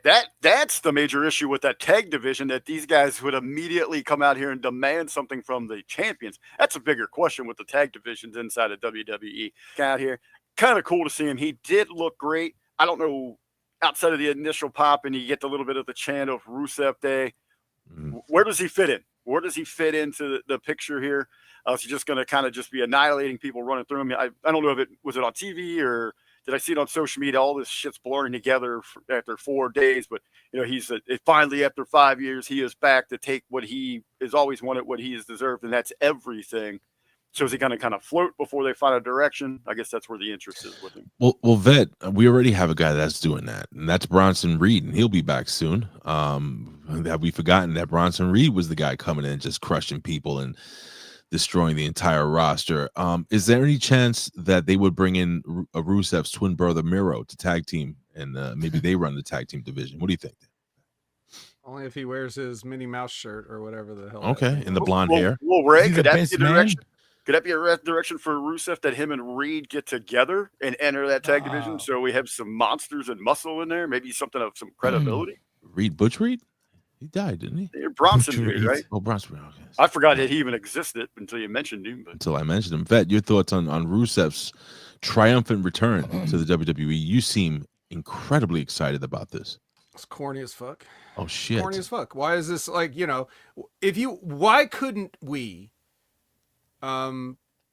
just come back from break and see, Tozawa waiting in the ring for his opponent that we don't know who it is?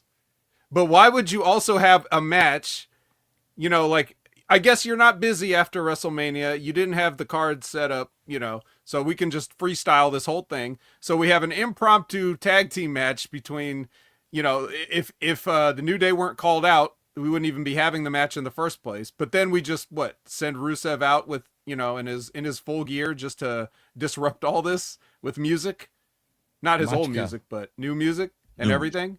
Like, none of this makes sense. It doesn't make a lick of sense, but it is the same kind of lazy bullshit that they always do. It's like, oh, well, we'll just send a guy out to destroy everybody. No one's ever seen that before. Like you said, wasn't that the Bronson Reed spot? Or it's just whoever's around spot.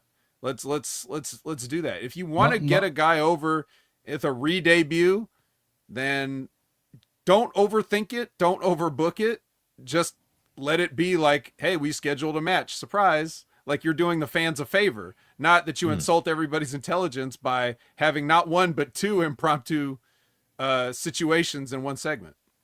Jimmy? Well, and especially, so the report is that WWE has signed Jeff Cobb, and Jeff Cobb is on his way to the WWE. At this point, aren't they the same character? And wouldn't you rather be Jeff Cobb in that situation? Oh, why couldn't we bring them in as a tag team? Since we're talking about tag team divisions, so let's just do what Rick is saying and have a natural disasters like team, and then have them clean out the division. Then it would make sense, and then they might get over, and then maybe the tag team division might mean something. But you just brought a singles guy in to potentially beat up 4 guys. 2 of them ran away.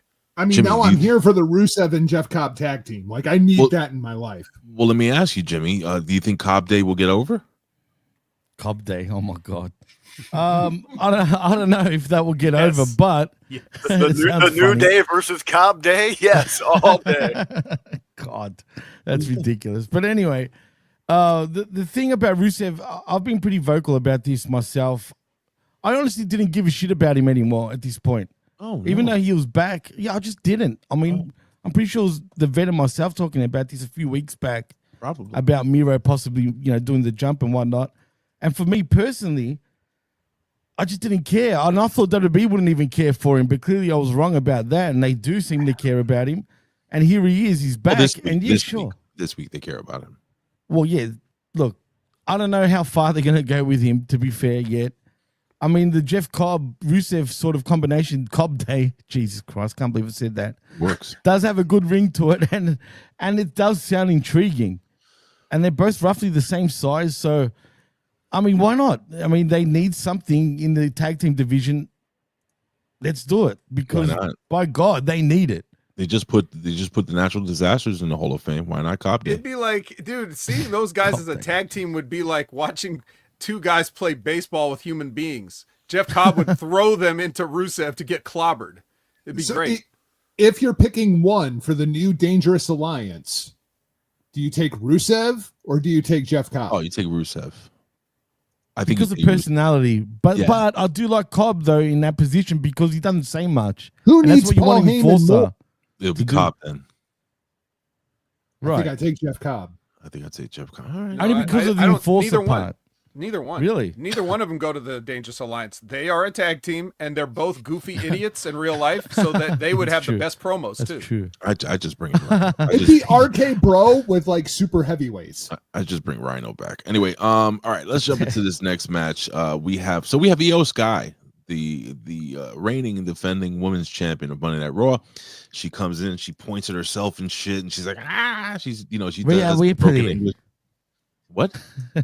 The way she said Rhea Ripley, I'm sorry, but that popped. I love it. Rhea Ripley. I love it. Oh, Ripley. That's it. It was Ripley. You know the Japanese can't say L's. It is what it is. It's not in their vernacular. But anyway, neither here nor there. She puts herself over, and she well earned that spot. I thought those girls had the match of WrestleMania. This is just my humble opinion. I thought it was that good. But with that being said, she comes out, man, and then look at her, Vet. I got to go to you first. Look at her. I mean, you need a Booker T. You need Booker T there. Yeah. Oh my God. They should have just had the sound of Booker T during this match, just fucking losing his mind over this young lady. But we get a fucking out of the blue Io Sky versus Stephanie Vaquera match. And I was watching this match, just enjoying these two great wrestlers just going at it, the transitions, the moves, the communication in the match. They didn't rush anything. They took their time. And then these two assholes come out and fucking ruin the match because you get Julia and you get fucking what's her name? The little Filipino girl. They come, what's her name again? God damn it. Filipino. You mean Yeah, Roxanne Perez. And they break up the fucking match, and then of course you get fucking mommy come out, and then there's all pendulum here. But Vet, for like 15 minutes, look at them. Yes. Vet, please break this down. And before we do that, I just want to shout out Scotty Woodford for his $2 super chat. Thank you, my friend. And he says, Scotty Woodford out there dropping mad money in Vegas and still has the dime for us at HMG. Thank you, brother. I'll tell you something, Absolutely, brother. Scotty. He hit me up privately. I'm gonna shout this out. And he's like, "Hey, you got any advice?" And I said, "Scott, just be Scott when you talk to these wrestlers. They're just gonna fall in love with you, brother." And I'm sure he did a great job. He's working on a killer interview, so hopefully we can help. Maybe we can help him out with that. But let's see. I was telling him that too. Funny enough, right? Yeah. But Vet, look at them. Yeah, a lot of butts. Oh. It was look, the whole origin of the look at her thing was Ray didn't know about Julia. No. Okay. I said, he's like, is she good? I said, look at her. He's like, but can she wrestle? I said, look at her. I said, would she cut a promo? I said, look at her. It's the only thing you need to say. You just look at her, right? Stephanie's the same thing. I didn't even know we were getting that gift that soon. Oh. Right? But it's the same deal. This is what we're talking about. You got two walking it factors at the same time. It's such an embarrassment of riches that they don't even know what to do with them. But apparently they're going to be working together for the foreseeable future. It was actually, Jargö will remember this because it was as long ago that I watched a Stardom event for the first time just because I was going to be on Destino. And if you remember this, you may remember when I remind you, I told you anybody that's serious about women's wrestling needs to sign Julia right the fuck now. And we saw who was serious about women's wrestling, I guess. But this was Stephanie's bigger moment. And my first thought when I saw it was, oh my God, they're going to beat her, aren't they? But they didn't. No. They brought in the two other best women wrestlers that are active right now to do a run-in, and now they're paired up. So, we're eating good, fellas, as far as this stuff goes. But it also it also reminded me, as Stephanie's out there with her shiny belt and everything, I'm like, shiny belt. We need to get her out of NXT now. Right now. She's done all she can do already. Absolutely. There's no reason. None of these. We don't need to see Julia in NXT anymore. We don't need to see Roxanne. They're too good. They need to be on TV they're right now. There right now. Right. All right. Go to Jimmy Jargö, then RVV. Go ahead. I just wanted to quickly say, does this mean, and now that brings up a real interesting point. Do you guys feel it's time to chop down some of the old guard, like Charlotte, for example, who maybe WWE might look at her like, you know what, you're just not as good as you used to be. AEW. And go off to AEW. Yeah. Why not? No, really, I truly mean that. And go off to AEW, right, and be a big fish in a small pond. They're going to pay you $1 billion. Almost feels like a Bret Hart situation in a way when it comes to Charlotte back in 97, right, when they told me to go to WCW, we don't want you anymore. I got a feeling, man, that they're going to eventually, and maybe even sooner than later, tell Charlotte to just, you know what, girl, go to AEW, go make your money there. Because the thing is, they need to get rid of some of those women to bring up Julia, to bring up, Roxanne Perez, to bring up Stephanie Vaquer. You know what I mean? You just need to do that. And I think they will, man, because they've got overwhelming riches in NXT when it comes to the women. Even in a lower level, I've been touting the incredible, just look at her, and I'm talking about Lash Legend, a girl that she's just a powerhouse, and she's just a charismatic enigma, I would say, to steal from Jeff Hardy. That girl right now, you can put her on the main roster, and she just look at her, Jargö. Your thoughts on this whole situation here, man? Were you all in? Oh man, I was beyond all in. This was my highlight of the entire weekend. You're gonna give me Io Shirai versus Stephanie Vaquer for the first time ever in any promotion? Yes, please. And then you're gonna accent it with Roxanne Perez and Julia. Don't forget Mommy. No, I feel like this entire. I feel like there is a real kind of know your role and shut your mouth kind of thing going on with Rhea Ripley right now. Going into this entire WrestleMania season, Rhea Ripley was arguably the biggest star on Monday Night Raw. She should have been the centerpiece of the Raw debut on Netflix. And now, last night, I saw Io Shirai. I saw Stephanie Vaquer. I saw Julia. I saw Roxanne Perez. I don't even care. In fact, I'm insulted that Rhea Ripley was even involved in this entire thing. What? When worlds collide, Jargö, that's what's happening. Bianca Belair meet Jada Parker. We already have a new one of you. And I feel like there's this kind of know your role and shut your mouth. You're not as big of a star as you think you are. Look, we can create a new star right now. Wasn't it you that was saying that? I feel like this familiar conversation. Weren't you saying something similar to what Jargö just said? Me and a lot of people have noticed that, if anybody was cooled off harder than Joe Hendry, it was Rhea Ripley. Real quick and in a hurry. That's quick weird. and in a hurry. Maybe she's got some sort of heat somewhere, man. I mean, but look, she's still only 29, 28, whatever she is. So there's still an upside. Yeah. But as far as these two women go, and I'm going to give you credit as well, Jargö. You've told me to watch Stardom how many times, and Julia is one of those women that stood out to me from back then. So I'll give you that too, man. And Stephanie Vaquer is is another one. Right? arguably the best wrestler in the world right now. She is just Sure, absolutely on fire with her character work, with what she's doing inside the ring, the talent that she is working with and making them look like they are world-class talent when they are not. She is absolutely fantastic. And I think Julia is a better wrestler than Stephanie Vaquer. Yeah, I mean, you can make that argument. But I think with Rhea, I think this is all leading to when worlds collide, the PLE, whatever it is. I think that's going to be the match. Yeah, for that I think you're right. Particular PLE. Well, and that's why this was built that way. I want to hear from Richard Bronson Vickery. You've been sitting there patiently with probably half a boner after this match from last night. Rick, your thoughts on this whole situation here, and did you look at them as well, sir? Half a boner and half a jar of Vaseline. Just half, huh? Right there. There it is.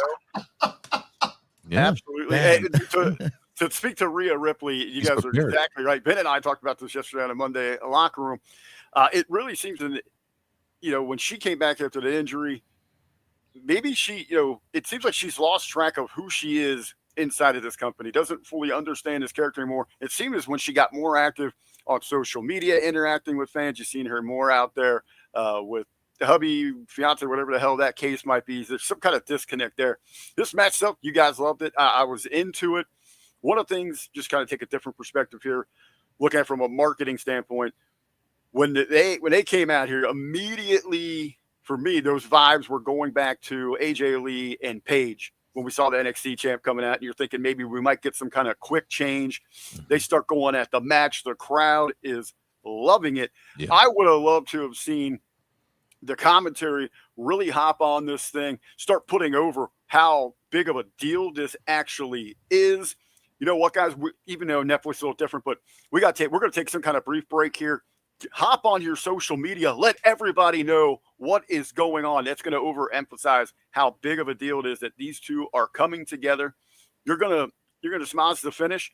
Why not advertise it right then and there? It's champion versus champion, title versus title, that you get that ante. Because I'll admit there, when they came back from that short break on my version, and they immediately were like, hey, this is for bragging rights. It took a little of the wind out of the sails. And you're gonna have a double DQ finish or interference finish anyway. So why not have that little bit of that extra thrill? All right. I think the other big thing I want to throw in here real quick, Ray, is don't let it be lost that you have a Latin American talent and a Japanese talent that is sparking this conversation in North America. And that never happens. And and English isn't their first language. And the promo was awful. And who cares? Who cares? We got Stephanie Vaquer versus Io Shirai last night. I love you saying awesome. That, and if you would have told me 5 years ago that you're going to have one of the biggest Japanese Joshi wrestlers ever versus one of the biggest CMLL luchadores of all time in a WWE ring on Monday Night Raw, the Raw after Mania, I would have called you absolutely freaking crazy. Yeah. Like, this was a big deal inside of the pro wrestling culture. And again, going back to that AAA and New Japan conversation. I want the vet to just close this little segment out. And again, we're going to run through some of this stuff really quickly because we have a lot to go through still, and we have less than a half an hour. So go ahead, vet. Sure. Just the only thing I would say regarding everything that's been spoken about is, to Jimmy's question, there is still some value in Charlotte, but get it while you're pushing her out the door. Is basically what I'm saying. I'm not saying that with everybody. It's just not like every incumbent wrestler. There's plenty of mileage left for Bianca Belair, plenty of mileage left for Rhea Ripley. The problem is you are a wrestling promotion and you are failing these women. Whatever petty bullshit that you've got going on, get them back over because they are still stars. That's the whole thing. No one can do it without the help. I'm sorry. It doesn't matter how good you are. If you're just off the show, you can't be over. So it's in my opinion, Rhea's showing up and doing the work she needs to do. And then on their end, for whatever reason, they're trying to kind of smash it down a little bit. So everybody can kind of get it together. And maybe this was like a wake up call, like, look what's knocking on the door. And speaking of knocking on the door, ladies and gentlemen, we're going to knock on this door, and this door opens, and we have the modern day. Who can I put? What was the name of the Birdman back in the day? Coco Beware. Coco The modern day Beware. Coco. Yeah. What if they put the world title on Coco Beware? Well, we have Jey Uso, and we have a 30-minute circle jerk. That's what I'm going to call this, a 30-minute circle jerk, where Jey Uso comes down with the yeet, yeet, yeet, yeet, ignoring all the little kids, except for that one kid that was wearing his merch, and he does the yeet with him. Didn't sign autographs at WrestleMania. People were pissed off. He had other things to do. But neither here nor there, man. He takes a long time coming to the ring. He had maybe a little tipsy. And the crowd's eating, and then fucking Sami Zayn comes out. Now we all know. Now let me just wrap this up with a bow. They all, when I say circle jerk, they just all love. Oh, we love you, Jey Uso. Jimmy comes out. We love you. We're so proud of you. Mwah, mwah, mwah, mwah. Sami Zayn, kissing his ass, and we're gonna go to Jimmy first. But Jimmy, with this situation here, and we're not gonna spend too much time on this stupid segment because there's not much going on. There was one thing I thought the entire time. You have the one guy in Jey Uso, main event Jey Uso, who could never win the big one, against the one that could never win the big one, his brother, Sammy Uso. Is that where they're going with this eventually? Jimmy, then we go around the Jargs, then we go to RBV and Vet, and we'll move on from there. I mean, it seems obvious that's where they're probably going to lean to, right? I mean, why not?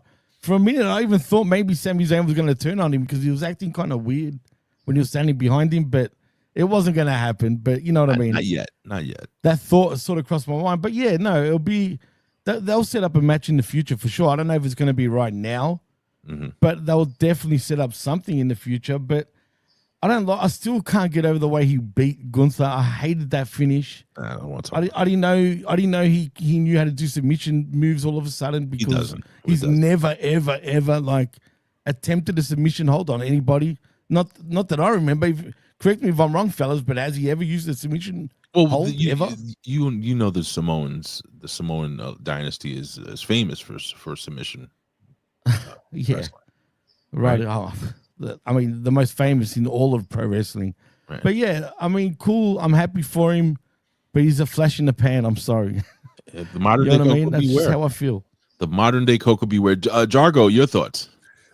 So we're setting up Sami Zayn versus Jimmy Uso, and I just want to see El Generico versus El Grande Americano. Yes, in That would be AAA. brilliant. In AAA. In Has to triple, be. yes, Has a to be million in- times. At Triple yes. Mania. That's the main event right there. No, it has to be a show in Tijuana. Otherwise, El But wait, Generico- Jago, do they play you have dumb? to think about the orphans, Ray. You have to think about the orphans. Of course. But do they play dumb, Jargo, where on WWE programming, they're not even going to acknowledge it as Sami Zayn and Gable, What are you for talking example? about? What are you talking about? Exactly. That's all I need to know. I mean, they're not Don't the worry same about what I'm people. talking about. I got my answer. But yeah, it was all filmed like it was a Bloodline segment. This is chapter 1 and what is obviously going to be a much longer story, but I don't care. I just want to see El Generico versus El Grande Americano. That to me is more money than Sami Zayn versus Jey Uso for the World Heavyweight Championship. So it I should agree. be. Now listen, RBV, we got the big moment with Jey Uso winning the title. I mean, let's be real, man. This guy has to be a transitional champion, right? And what better to do than take the belt off of him and giving it to another transitional champion that's never won it? And Sami Zayn, your thoughts on this whole gimmick going forward? This whole thing? I think that's the biggest concern here. You go to Daniel Bryan, Kofi Kingston, even to Cody Rhodes last year, just a few in the short term past, is you get this big moment, you have a big payoff for this babyface champion. They better have a damn good plan going forward for the next few months. As we've seen in those examples that I gave, there was none. Cody did a thank you tour for like 3 months before he got into a program. I don't know if there's any excitement in Sami Zayn going back to that. There's not really a lot of heat between anything. I just hope they have a plan. All right, and Vet, look, Vet, you and I both, nobody else is here. It's just me and you right now. We know they ain't got no plan, right, bro? No plan. No plan. I mean, But it was a heartwarming family reunion segment. Hugs and happiness all around. A lot of yeeting. Everything was fine. This is basically what it is. This is your excuse. You put a belt on a guy. You didn't have to put a belt on a guy, but you put a belt on a guy because he's an entrance, and that's cool. And there's nothing wrong with that for the short term. I don't want to see any turns. We've already discussed the turns. There will what be. we don't need in the wrestling business is turns. But there will be. If you want to do a program with these guys, let it be a friendly program. Do it out of and respect. do the turn by breaking the fans' hearts by making them choose their favorite, not because you manufacture some bad feelings towards one of them. It's gonna be Sammy. All right.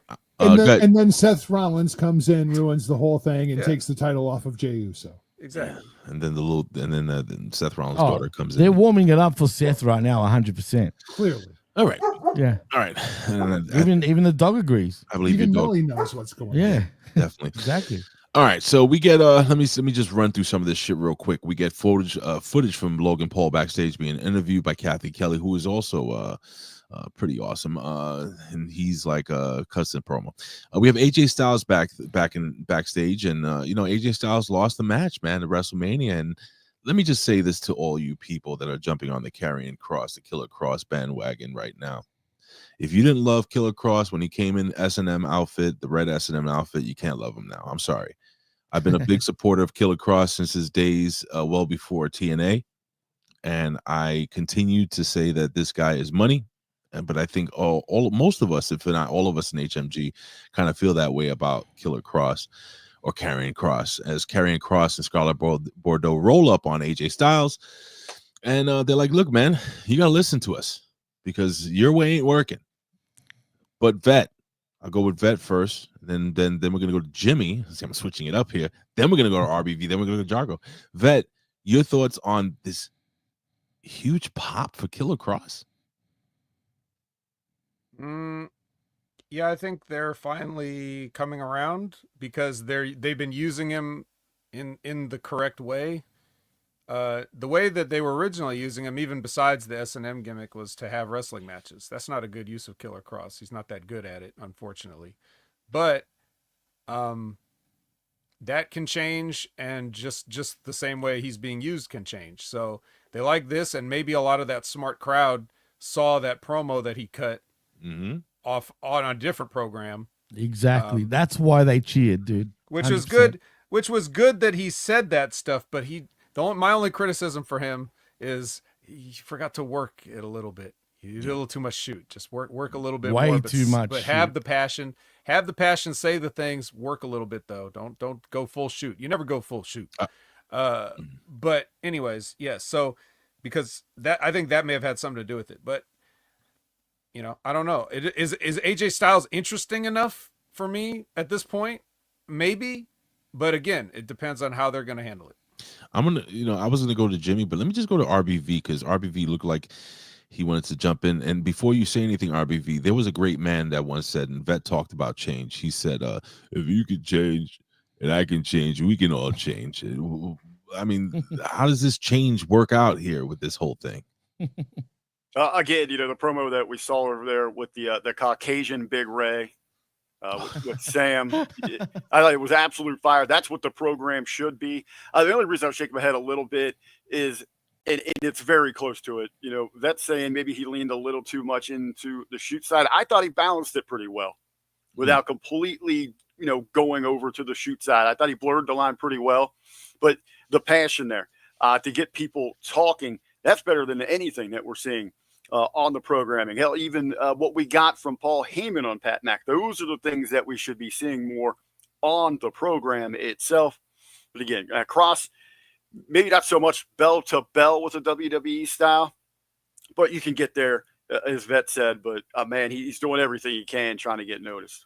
Jimmy, was this Karrion Kross's Steve Austin ECW moment where he got to take the mic and say what he really felt? I'm glad you said ECW moment, because if you said King of the Ring moment, it definitely was not that because of the platform. But yeah, sure, that's a pretty good comparison. Definitely an ECW moment. The thing is, we all know he's talented. That's the thing. We all know this. You know what I mean? And if he just went straight off the cuff like that, just out of nowhere, like he did, like it seemed like he did, because even Scarlett was like sort of telling him, "Hey, stop." Relax a little bit. And if you guys notice, as he was walking off, as he got up and walked off, he was saying to Scarlett, "My fucking contract, came out in, like his contract talk was out in the open basically, and it went out public, and that's why he started talking that way. And apparently he was pissed off at that being leaked, because apparently his contract's coming up apparently very soon. But that could be him just working, obviously, more than likely anyway. Yeah, actually, But- I want to step in and say that, because I didn't want to misrepresent when I said he was doing a little too much shooting. I know Right. he's still working even when he's shooting. No, right. I knew what you I meant. know there, that, yeah. but I want to ask, for anybody that knows him better,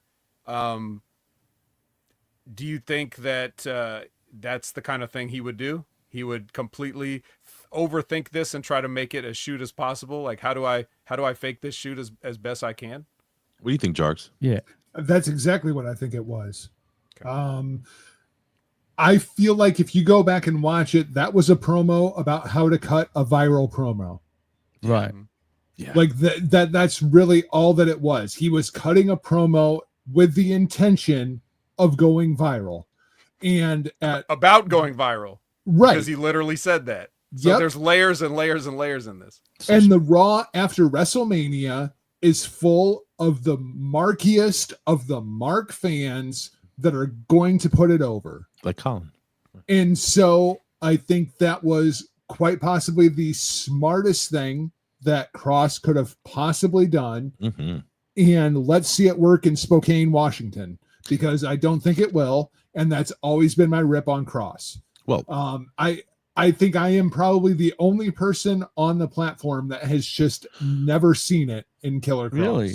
well, Spokane, No. Washington. Interesting. Don't bury that town. It's a very nice town. Hardworking Well, people. it's nothing against Spokane. I mean, there's a Well, Spokane Poughkeepsie. in every town, right? Or in every state. You know, It's a nice town. It is what it is. Sometimes you're in Indianapolis. Sometimes you're in Fort Wayne.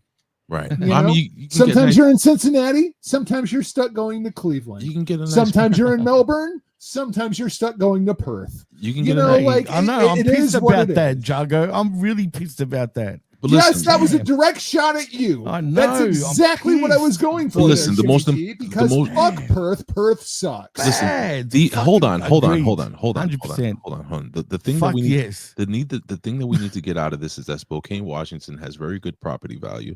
You can get a nice house for a very low cost in a nice neighborhood with good Because schools. it's Spokane, Washington. God damn right. All right, Jimmy, anything real quick before we move on? Because I got it. No, I said my piece. All You right. know what I mean? Everyone else was correct about So everything. we're talking about contract leaks and all this stuff. I'm gonna actually hand this over to you, Jimmy, because I have to take a leak. And Okay. what we're gonna do is we're gonna talk about the Gunther segment, where Gunther comes out and he goes one-on-one with the great one, Michael Cole. I'm gonna step away for like 5 minutes. We need to Oh, wrap good. this up in 15 minutes. So let's rock. You're gonna and be roll. back to wrap it up, or do you want me to do that? No. We'll be back to Okay, that. all right. All right, Cool. just talk double about the Gunther checking. thing. Talk about Gunther, choking people. Well, Jargö, I'll throw it off to you, man, before I say anything. Gunther chokes people out. I mean, I mean, what's there to say, right? Obviously, we're going to a McAfee Gunther match. I mean, I don't want to see it. that's I a don't get joke. why they want to go there. Like Gunther destroys Pat McAfee. You could do Pat better. McAfee and Mitchell Cole versus Gunther, and I feel the Ugh. same way. Gunther chokes them both out at the same time. Like, I'm not reducing Gunther to this. Like, you better have something really, really good and somebody to step in and represent both Mitchell Cole and Pat McAfee to face off against Gunther, because Gunther is good at one thing and one thing only, much like Nick Aldis, much like Kazuchika Okada, and that's playing champion. And until Gunther has that belt back, everything else is just bullshit. I mean, because Gunther is their world champion. Like, Gunther should be the Athena forever champion of Monday Night Raw. Like, I feel like that is his character, and without that championship, you're left with Balloon Okada. Am I wrong, Vet? Absolutely. No, you're right. And actually, No. Vet, I want to ask you, I was going to head it off to you. Do you think they're pegging wasn't- down Gunther, actually? Do you think they're trying to peg him down because he was that strong the way they build him, that really he was unbeatable at one point, right? So do you think they're trying to peg him down, trying to even him out with everybody else on the roster where he can actually take a few losses?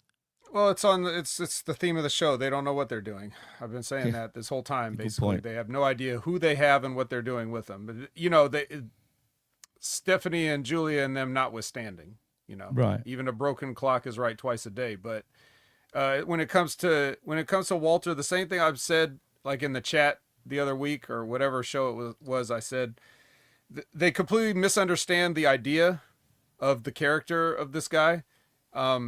Shao Kahn doesn't get off the chair before the end of the game, right? He certainly doesn't. He certainly doesn't bother himself with the announcers. You know, the Mortal Kombat announcer isn't getting beaten up by Shao Kahn. That's not what he does. So this whole thing is wrong on the face of it because that's just not what the character would do. The only thing I like about it was I like Pat McAfee getting physical. Mhm. But other than that, because it's a little bit of drama there, it felt a little bit spontaneous, even though it's not, but it felt, it's like, that's what they wanted. They wanted that chaotic situation. And unfortunately they just try to manufacture these chaotic situations all the time, and they're doing it with the wrong guy. You know, this is the guy that the ring is sacred. It's a sport to him. Everything's about money and championships. He doesn't dirty his hands outside the ring. And what have they done ever since the Royal Rumble and before? He dirties his hands outside the ring all the time. I feel like the problem with Gunther is he has shown too much personality. Like, he is too good at what he does when he should just be like a freaking robot, just absolutely plowing through people. You have that Rusev now. Well, that's what I'm saying. It's like you So have many to earn Rusevs. that. And he even literally had the flunkies to do this kind of stuff for him. Right. Where it's almost like a plausible deniability, like, hey, they acted on their own. I was just sitting here. You know, like that kind of thing. And they've never really done that. And they even got rid of one of the flunkies after hiring and firing him a couple of times. And his guys are even still part of the crew. I mean, what's going on? Yeah, what is going on? What is going on with anybody? Rick, what's going on? I'm hearing a bunch of smart answers. That's what's going on here. You guys are missing a bigger picture. We're talking about making stars. Talk about making stars. Gunther being involved with Pat Mack is going to expose him to a bigger audience, like we're talking about with Joe Henry with that WrestleMania rub, than he has seen before. He's going to get a lot of crossover coverage here. This rub with this celebrity is going to be good for expanding his profile. That's what they're doing here. It's going to get a lot of hype. It's going to be a lot of fun. I liked how they ran this thing out, but I will tell you, personally, on behalf of us announcer types, it was rough watching that, to see one of our own handle like that. Big Ray, if you got access to the upload, I'd just like to take a minute out there for everyone to say a little prayer. Remember what we got going on. You can show that graphic that I uploaded there. We'll just get a little prayer there as we think about Pat Mack. Hopefully that he can get back in studio today in Indianapolis, and certainly make sure he's in Green Bay for the draft, because, I mean, we need some very important coverage there. I mean, I do feel like the other thing that I really took away from this entire segment is Mitchell Cole is like 3 times tougher than an all-pro punter. Hey, even McAfee sold that rear naked choke really well, man, because he looked like he was turning purple, legit. He was probably just holding his breath. Just saying. Yeah, no, that's exactly what he was probably doing. Yeah. But it looked good, though, like visually. All right. Well, ladies and gentlemen, we're going to, all right. So Michael Cole comes back. Okay. Joe Tessitore, who's my favorite guy. He's like my favorite announcer. I love him. He does a great job at filling in. They want to get updates on Michael Cole, but we're going to wrap this up here with the main event of the evening, ladies and gentlemen. You talk about your honky tonk mans. You talk about your Gunthers. You talk about, no, ladies and gentlemen, we have the greatest intercontinental champion of all time right now. Right now, in just 24 hours, he's already the greatest. We have Dominic Mysterio, the babyface, versus Penta for the Intercontinental Championship. And ladies and gentlemen, after all the tomfoolery that was going on ringside with the Judgment Day, we have the bobblehead himself coming back, ladies and gentlemen. JD McDonough interferes in this match, and Penta gets hit with a 619. He gets hit with the frog splash from, that Dominic took from his father in heaven, Eddie Guerrero. And Dominic Mysterio defends the Intercontinental Championship for the very first time of his career. We'll go to Vet, RBV, Jargö, then Jimmy, and then we will wrap this up because I got to go. And I don't want to be rude, but I'm literally, guys, going to just jump off of here when we sign off. But I love you both all, and I appreciate you. We'll put over and pontificate everything. Vet, your thought on this match, your thought on Dominic Mysterio, and your thought on the Honky Tonk Man. I'm looking forward to this. Oh, Honky Tonk Man was my favorite wrestler when I was a kid. Dominic Mysterio is an embarrassment, but if you want to hear more in that, you had to watch the watch along. I could never recreate the promo I cut on that thing. He cut Rick, a promo, you were there. man. I actually have it clipped. Okay. Oh, did you? Oh, dude, that was a promo. And Sorry, a half, that's going to dude. get us. That's going to completely destroy our relationship with Conan and keeping it 100. But anyways, but yeah, and it's a disgrace. It's a disgrace to the business to have Penta taking a pinfall loss to the kid. RBV. Hey, and trust me, that doesn't give it justice to what he said on the watch along. Put it that way. My thought exactly here. Why are we getting this match on television? And this is further on what we got going for Judgment Day. Not really sure if we needed this here, but hey, they're doing some business with it. Oh shit, I forgot there's another segment after this. Jargö, your thoughts? This might be the greatest Intercontinental title reign since the Honky Tonk Man. Because look at Vince's I face. think it's going to be exactly the same Yes. as the Honky Tonk Man. It is going to be full on chicken shit heel, get counted out, get disqualified, whatever I can possibly do to hang on to this championship.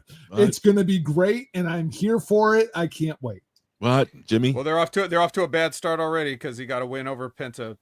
Not clean, but still. What? That's the thing. He's not going to have a single clean win in like the 4 months that he holds this championship. But even Hulky didn't ever have like pinned. He never got pinned. Yeah, he always like got counted out or something. Yeah. Yep, it's going to be full on chicken shit heel Dominic Mysterio, and it's going to be great. Jimmy, your thoughts, buddy? I love that idea. We'll see the dog agrees. Millie is a big Dominic Mysterio fan. Now, part of when Vitwing cut that promo, I was talking about how happy I was for Dom, and then he just ripped me a new one after saying that. So that was part of it. He really did. He ripped me a new one. I'm happy for Dom being IC champion. The vet is right, though, in what he initially said. But the fact that he's here, and I don't want to give it away, just go and check that out. Trust me, you won't be disappointed. But the fact that he is here and we've got him, I'm all for it. You know what I mean? I've been praising him since he was pretty much around here. And I just think we're going to have a good, entertaining sort of run with Dom. And I think, like Jargö said, the dirty one, the honky tonk, the Jargö point is perfect, man. It's exactly what it's going to be. It's going to be a honky tonk sort of run. Yeah. So speaking of run, we're going to run this down here, ladies and gentlemen. It's the main event of the evening. And the main event of the evening is talking. I hate that, but it is what it is. There was lots of action. Yeah, we have Seth Rollins, who makes his entrance, which took about 15 minutes. No, about 5-minute entrance. Paul Heyman alongside. I'm very disappointed that Paul Heyman didn't come in dressed as, I was going to call him Henry Rollins. but Seth Rollins. Anyway, during this match, let me see.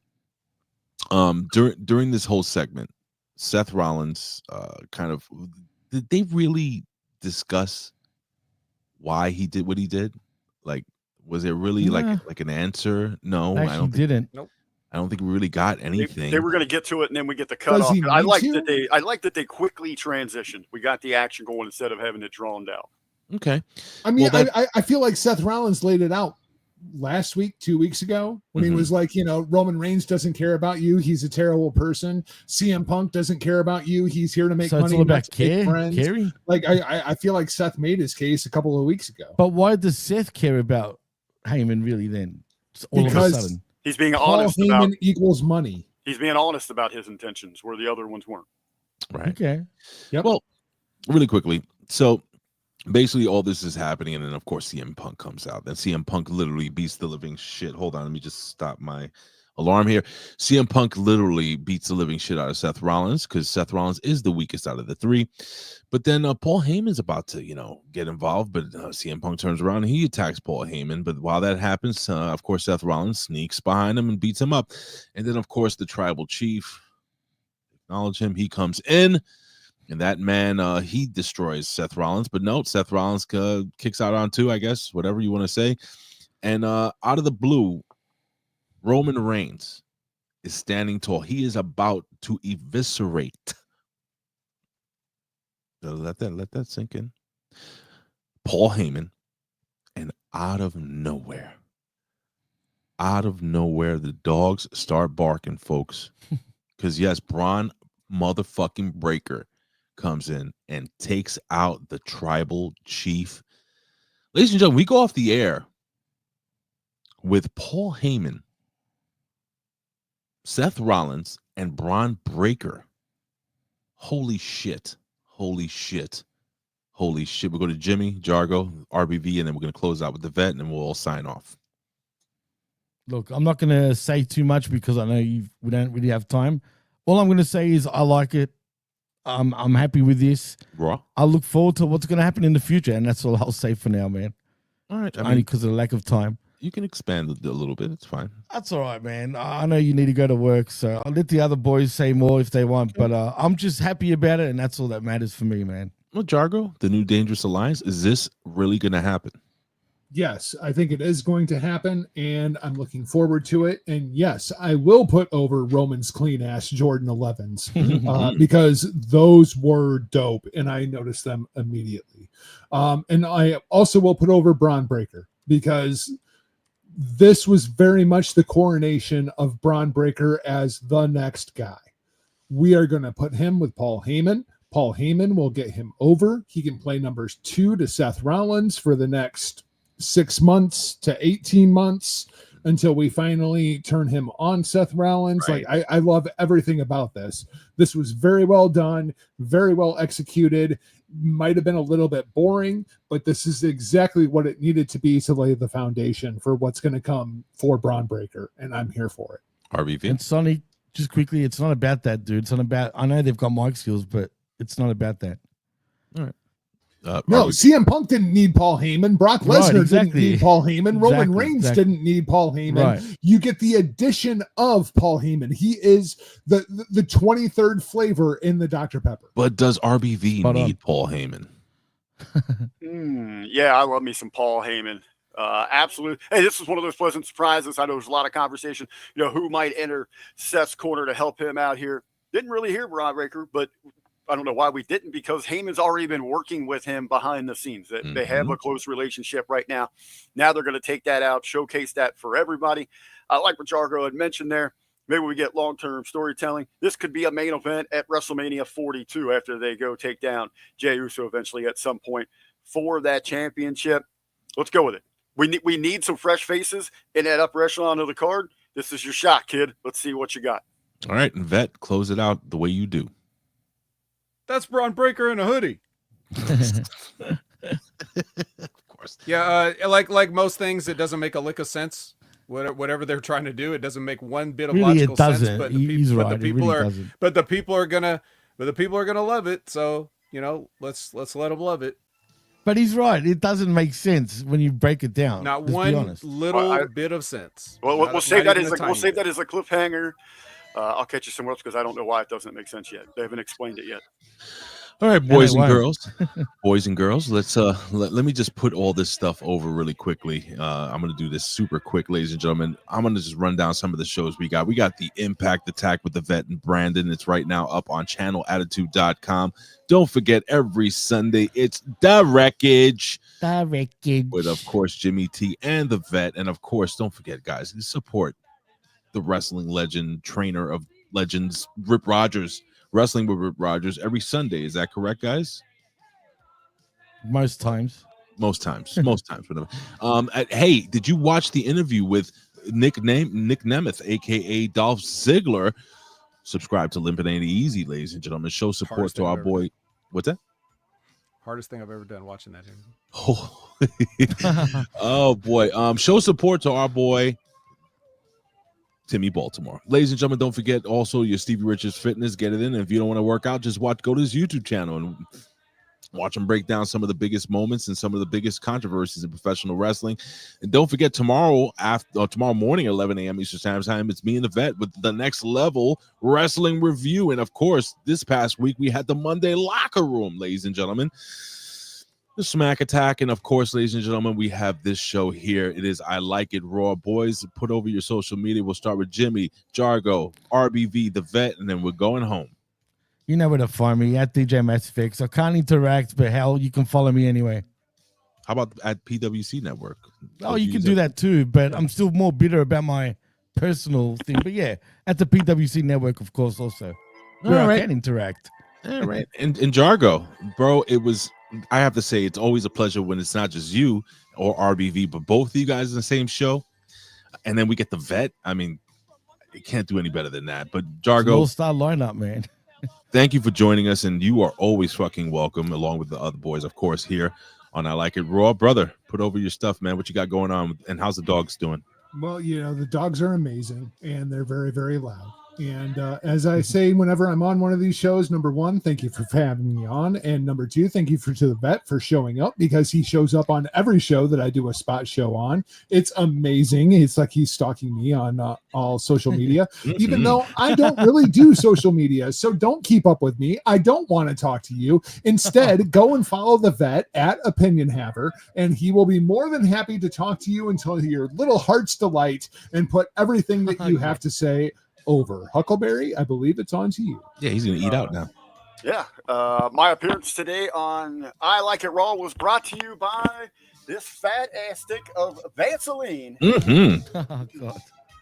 Rub it in. Keep it clean You're gonna love and it. moist with Vaseline. Keep it clean with Vaseline. Vet. Oof. My friend. What are we Opinion playing? Haver everywhere. Jargö already said it. Are we playing video games today? What are we doing? Yeah. Well, you may have seen that. You may have seen that big ass stamp in the middle of the WrestleMania ring. Fatal Fury said the Wolves. I guess I'll throw that on and play that for a little bit. Woohoo! And ladies and gentlemen, shit. you can follow me at Big Ray Hernandez on all social media. Thank you so much for joining us here on I Like It Raw. Hey, share this with your grandmother. She can fall in love with all five of us. You know, it's not her first time. New York Giants. This is Up for the Brothers. Yeah, it's fucking me. Yeah, and listen to the fucking Hamin Media Group. That's Ben Hamin Media Group from Rip Rogers. Go get him and go fuck yourself. What happened?